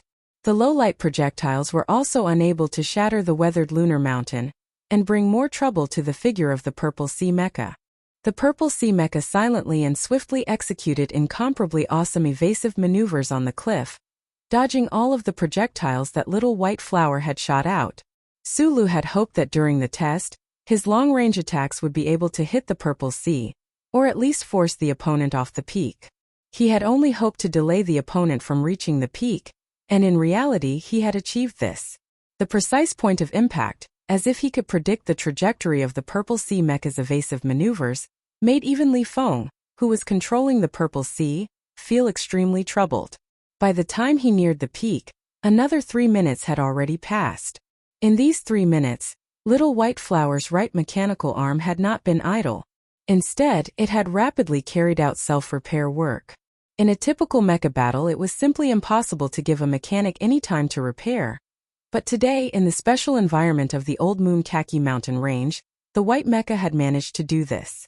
This was because the one controlling it was Sulu. In terms of mecha piloting skills, Sulu was a far cry from Madman Li, but in terms of mecha repairability, there really were not many people in the Federation who were better than him. The left mechanical arm fired accurately and quickly, while the right mechanical arm calmly carried out its repair work. Between movement and silence, the little white flower's mecha towering on the peak of the mountain gave all the spectators who could see this scene a very special feeling. Repairing mecha in the middle of a battle had already left the people in the ground command hall dumbfounded. And right now, the white mecha was clearly carrying out a double-layered operation. The difficulty of this kind of operation was obvious, but Sulu carried it out extremely smoothly. He used the simulation system in conjunction with the control stick and the touchscreen to carry out these 2 operations at the same time, so it was not difficult to use them. The ground trembled violently, and the mechanical right arm completed the last critical component replacement. Sulu looked at the digital model descending from the sky in his helmet's field of vision. The heat in his body surged, and he entered the control signal into the mecha. Little white flower's mecha's joint engines were all on full blast, and it slid diagonally backwards across the surface of the platform at the peak of the mountain, moving straight back 70 meters. There was no sound, but there seemed to be a loud boom. The purple sea mecha dodged the last bullet line, shot up into the sky, and fell swiftly and violently. Like a meteorite, it smashed heavily into the position where little white flower had been standing just a moment ago. The onboard computer quickly performed a self-check. Sulu knew that most of the kinetic energy input device had been repaired. There could not have been too many backup components in the Nutshell MX design to begin with. It was just an extremely critical component, and it had an extremely small weight. To be able to repair it to this extent, he was already very satisfied. Purple Sea did not charge over like before, but instead stood quietly by the cliff's edge, watching as Little White Flower slowly retracted the repair arm on the right mechanical arm. It seemed that it also felt that the other was very strange, actually choosing to carry out repair work at this time. Inside the Purple Sea mecha, Li Feng did not enter any attack orders. He looked through the field of vision in his helmet at the somewhat tattered white mecha not far away, and remained silent the entire time. Due to the severe damage to the head's information capture system, the fire control radars had all failed. At this time, the onboard computer could not calculate the current situation of the white mecha in time, but just looking at the other like this with visible light, the 16-year-old suddenly felt that it was very interesting. Li Feng's hands left the control stick and touchscreen, slowly moving the joints around his wrists, and then he put them back on. He was wearing a specially made control suit, and nothing out of the ordinary could be seen. It tightly wrapped around his burly and powerful body, and on that face that still had the childish expression of adolescence flashed a hint of contemplation that did not match his age. He had joined the army at the age of 12, and had entered the virtual level 6 level in the military's secret test back then. Li Feng knew that in this entire universe, probably only the princess of a faraway empire could be mentioned in the same breath as him. Arrogance, ruthlessness, and the impulse to smash everything in the world came from his bizarre teenage life, and his own super strength. To put it bluntly, the greater the strength, the greater the responsibility, and the more intimidating the aura would be. Li Feng was 16 years old, and it was impossible for him to be like his grandfather in the manner of Fei Qing, who was as deep as the well, shining with disdain like the eternal stars. However, the bloody battles on the front lines, the countless experiences of escaping from the Empire's mecha ambushes, the wreckage of the pirate ships floating in space, and the bodies of his comrades that flowed like a stream of blood, made this Federation's youngest lieutenant colonel mature at a somewhat abnormal speed. Perhaps this was the real reason why the war god sent him to join the army back then. Li Feng, who could survive that kind of environment, was definitely not a madman who only had strength and no brains. Although his personality was a bit crazy, once he entered the battlefield, under the cover of his crazy appearance, he would enter into absolute calmness. That was why, from the start of the battle until now, even when he had such a good pursuit maneuver when he had entered the shadow region of the Khaki Mountain Range, Li Feng had used his steel-like nerves to forcefully control himself and this Purple Sea mecha beneath him. Nothing could be done to the extreme, and unless it was the most dangerous moment, Madman Li would definitely not allow himself to truly go crazy and use control methods that were beyond his control, such as overclocking. The pilot in the white mecha opposite him was very interesting. Li Feng looked at the opponent in his field of vision who seemed to be facing a great enemy, and the corner of his mouth twitched slightly. What was interesting was not because this person actually dared to self-repair in the middle of a fierce battle, but because at the foot of the mountain, this pilot was actually able to withstand the continuous attacks of the Purple Sea.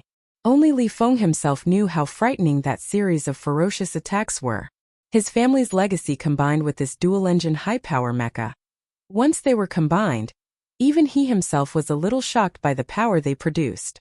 He even thought that even the guy with the surname Tian that the brats in the Westwoods military often mentioned, or Commander Zhong personally piloted the mecha, under his previous series of attacks, he was afraid that he would not be able to withstand it. But the pilot in the nutshell had managed to withstand it.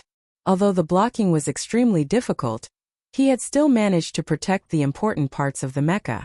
What made Li Feng even more wary was that he caught a trace of a familiar style from the non-standard tactical movements of the white mecha. It was different from his own style, but it always seemed to be able to predict his movements in advance. Moreover, every time the white mecha made a move it was so accurate, as if it could perfectly coordinate with his own attacks. This guy is not bad. Li Feng made this evaluation of this pilot in his heart, and because of that trace of wariness in his heart, he secretly raised the other's danger level by another level. However, he had never thought of using this mecha battle test to do anything to this pilot, because he was very confident that the final victor would be him, and the Federal Army just happened to be in need of excellent pilots like the other. Right at this moment, a dark green indicator light in the cockpit of the mecha lit up. Li Feng glanced at it indifferently, and knew that this was the Federal military's standard equipment, a short-range encrypted communication system. It was used by the military to carry out small-scale team cooperation under the enemy's electronic attacks. Admit defeat. At this time on the desolate peak of Old Moon Mountain, the only one who could carry out a short-range encrypted communication between mecha was the white mecha opposite. Although Li Feng did not quite understand, he still spoke first, and with such a matter-of-fact tone, he said coldly, "The mecha is my strong suit, and the piloting is also my better. You don't have a chance." The other end of the communication system was silent for a few seconds, and then a slightly hoarse young voice rang out, "But I still want to tear down your house sign, and you still want to call me uncle."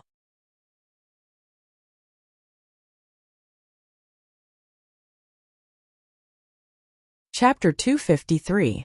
Li Feng, who was in the cockpit of the Purple Sea mech, narrowed his eyes when he heard these two words. He knew who the pilot in the white mech in front of him was. Then he fell silent. Ever since he had found out that he was going to participate in the MX Mecha battle test, Li Feng had never bothered to find out who the Nutshell Mecha pilot was. Even though he had killed his way from the foot of Mount Kaki all the way to the peak, he still did not pay too much attention to this unknown pilot. Even if an ace pilot from the Empire suddenly appeared in the white mech, he would not be so surprised. When it came to opponents, Madman Li would always just defeat them and step on them. Since that was the case, what difference did it make who the opponent was? However, he would never have thought that the pilot in the white mech would actually be that skinny technical director. Li Feng did not know that Su Lu was now officially part of the federal military. He thought that he was still a civilian second lieutenant. From his perspective, Su Lu had once displayed exceptionally strong close combat abilities in Linyuan. However, fighting was always different from operating a mech. How could the other party be so strong in a mech? Li Feng's eyebrows furrowed. Through the distorted vision of his helmet, he looked at the quiet white mecha in front of him. The shock in his heart dissipated after a long time. He said coldly, "You really do surprise me. Since it's a bet between us, of course I have to defeat you personally. I don't think it's appropriate to let anyone else destroy the house sign of Philadelphia." Sulu listened to Li Feng's voice from the communicator and said coldly, waiting for him at the peak, revealing his identity. Everything he did was just to provoke the other party. If things had gone according to the previous course of events, Sulu knew that he was destined to be the loser of the mecha battle. If he wanted to infuriate Li Feng, who was absolutely calm in battle yet was able to display a crazed aura, other than that bet and the fact that he was in a mecha, he could not think of any other way. Li Feng frowned. He looked at the white mech in his field of vision and suddenly said, "You really surprised me. But congratulations, you've successfully provoked my desire to kill you." "That's my wish," Sulu thought silently in his heart. Then he heard Madman Li's cold voice from the communicator. "I don't know why you brought the mech to the peak, but I can tell you this. Before coming to the base, I've already looked at the surface features of the polar regions of Old Moon. On this peak you have no way out. On this point I've taken advantage of you." The successor of the Lees of Philadelphia had a special status in the federal military. Before coming to Old Moon, naturally, there were military staff members who had drawn up the terrain features of the battleground for Madman Li. Sulu heard Madman Li admit it himself and felt a little complicated. Although this young genius lieutenant colonel was violent and arrogant, in a direct battle, he did not lose his integrity. Sulu suddenly thought of his real intention of dragging the other into the overclocking battle. After a moment of silence, he stopped thinking about this problem and said, "Work hard. Actually, I'm only a few years older than you. I don't want to be your uncle." After saying this sentence full of mockery, Sulu took 2 deep breaths, opened a safety valve beside the control stick, and lightly pressed the start button. Hearing the voice from the communicator, Madman Li's delicate features flashed with a trace of darkness. Su Li's voice was very calm, but it was this calmness that made Madman Li feel a trace of humiliation. "You want to tear down the Li family of Philadelphia? You want to humiliate me? You actually want to participate in the mecha battle personally?" Su Li's choice surprised him, but he also felt that it was a challenge. His delicate features gradually calmed down, but a cold murderous intent had already risen up like a burning fire. It followed his body and fingers, and transmitted to the heavy and huge Purple Sea mecha. The super-close encrypted conversation was not captured by satellites or electronic surveillance networks.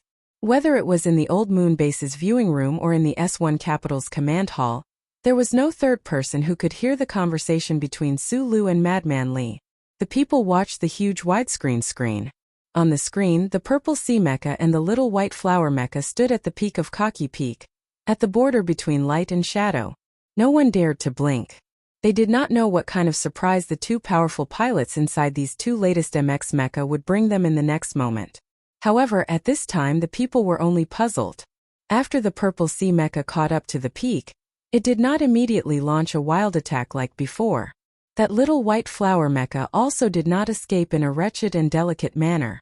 The two mecha, each 7 meters tall, just stood silently on the peak, like two divine statues overlooking the mortal world.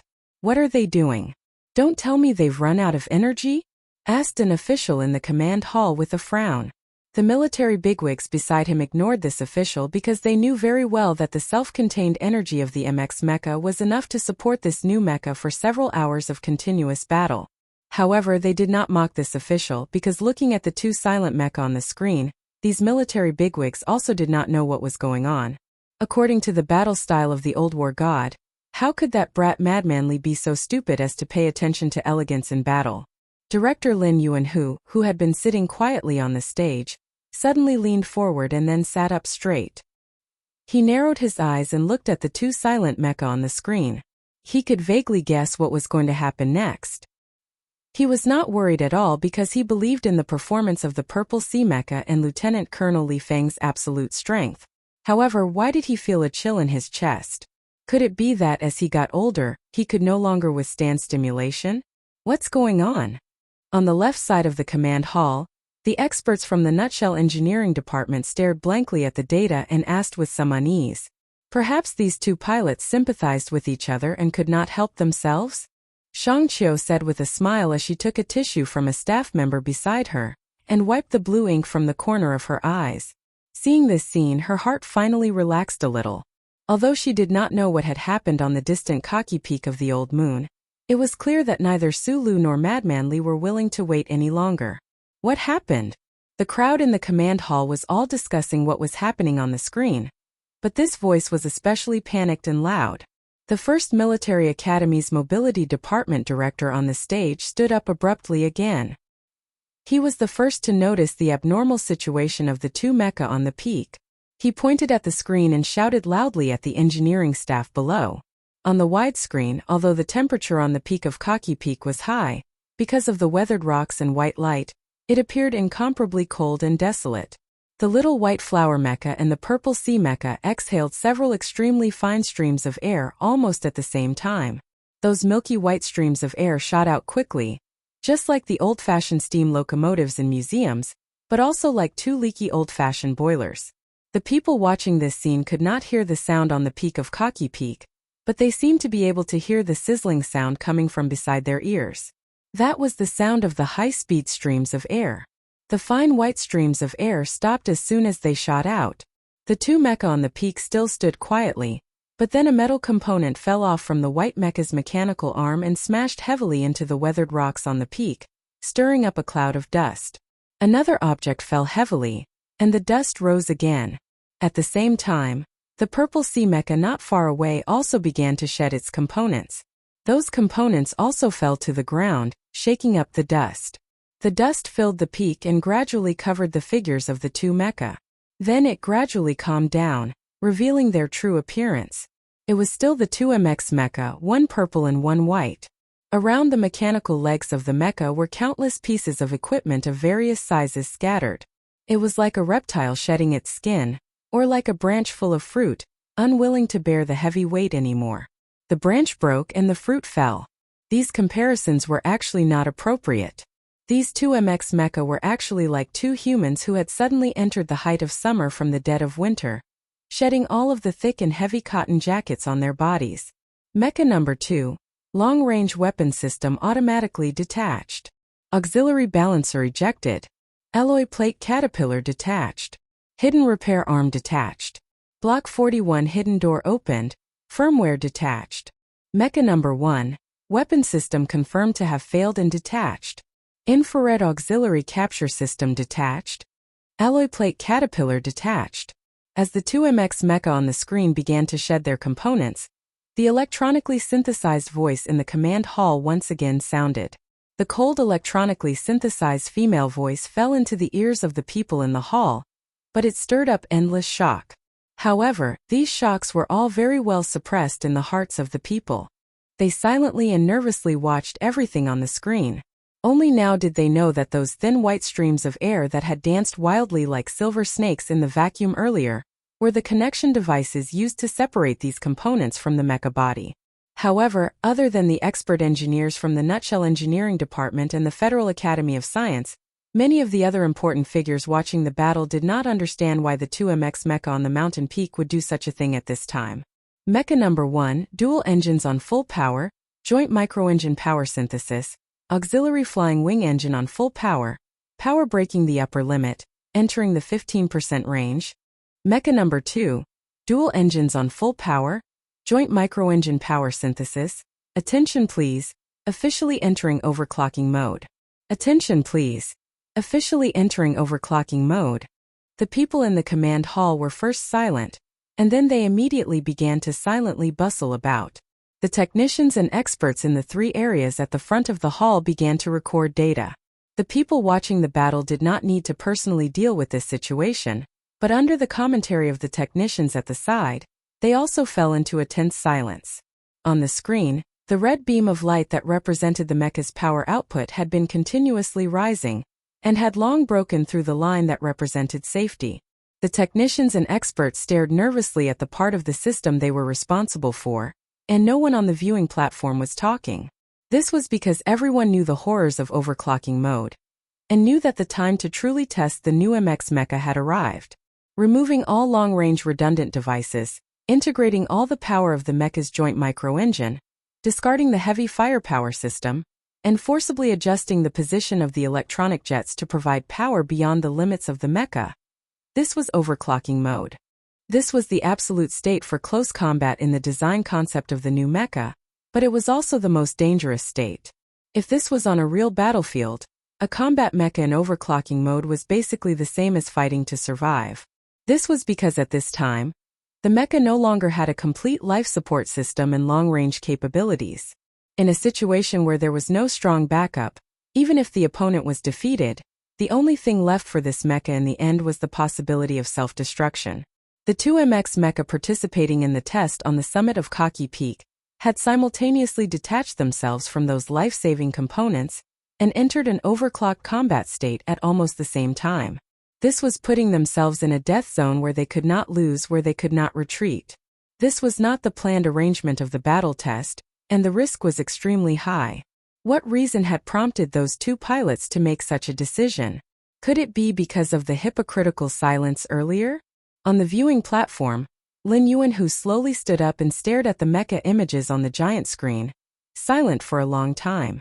Below the viewing platform, the people in the Nutshell Engineering Department were busy tracking Little White Flower's data, ensuring that the overclocking power was within the acceptable range of the engine material.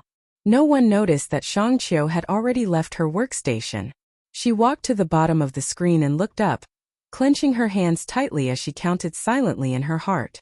175,174. On the summit, Little White Flower's mecha suddenly trembled. It only trembled a little before it stuck close to the weathered rock surface of the platform and swept towards the Purple Sea mecha. If it was said that the high speed of the 2MX mecha in running mode with the help of the auxiliary flying wings had already shocked everyone in the command hall, then the mecha's movements in overclocking mode right now were so fast that it was almost a blur. The surrounding dust and smoke kicked up by the heavy mecha's footsteps could not keep up with the movements of that white shadow at all. The Purple Sea mecha's speed was faster than Little White Flower's, and its movements were more precise and direct. Its heavy mechanical legs were as nimble as air. The spherical joints opened slightly, and the body of the mecha made a strange twist, causing the alloy-toothed blade in front of the white mecha's mechanical arm to graze the white mecha's right arm. The Purple Sea mecha's right shoulder trembled, and the 3-edged alloy blade at the front of the mechanical arm stabbed viciously into the white mecha's side ribs. There was no strong wind at the summit, but a great cloud of dust and smoke covered the sky. The 2 newest MX mecha were like 2 fearless warriors in the midst of the dust and smoke, neither retreating nor escaping. The anti-skid mechanical legs gripped the ground tightly as they performed extremely difficult attacks and chops. In less than 20 seconds, who knew how many alloy fists had smashed heavily into each other's bodies? The powerful power provided by the twin engines was now completely converted into speed and close-range combat strength under overclocking mode. That was a destructive force. The 80 cm alloy tri-edged blade drew a streak of faint purple light across the summit and stabbed viciously into the white mecha's body. Then it was pulled out, leaving behind several trails of liquid, and the impact knocked over several pieces of armor connected to the mecha's body. In overclocking mode, the Purple Sea Mecha was more like a space chariot driven by a god. Its power was unstoppable, its power unmatched. Sulu did not have the time to wipe away the fresh blood at the corner of his lips. Narrowing his eyes, he stared at the data display on his helmet, using all his strength to move the power in his body and control the simulation system to perform mecha movements one after another that even he himself could not imagine, dodging the terrifying attacks of the Purple Sea Mecha. At the same time, he counted silently in his heart, 159,158. You're tuning in to the Li Mei's Wuxia Whispers YouTube channel. We're so grateful for your support, and don't forget to subscribe to join us on this incredible journey through captivating stories. Your generosity through donations truly makes a world of difference, as it's the primary source of revenue that allows me to expand and enhance this channel for you. Thank you from the bottom of my heart for being a part of this adventure.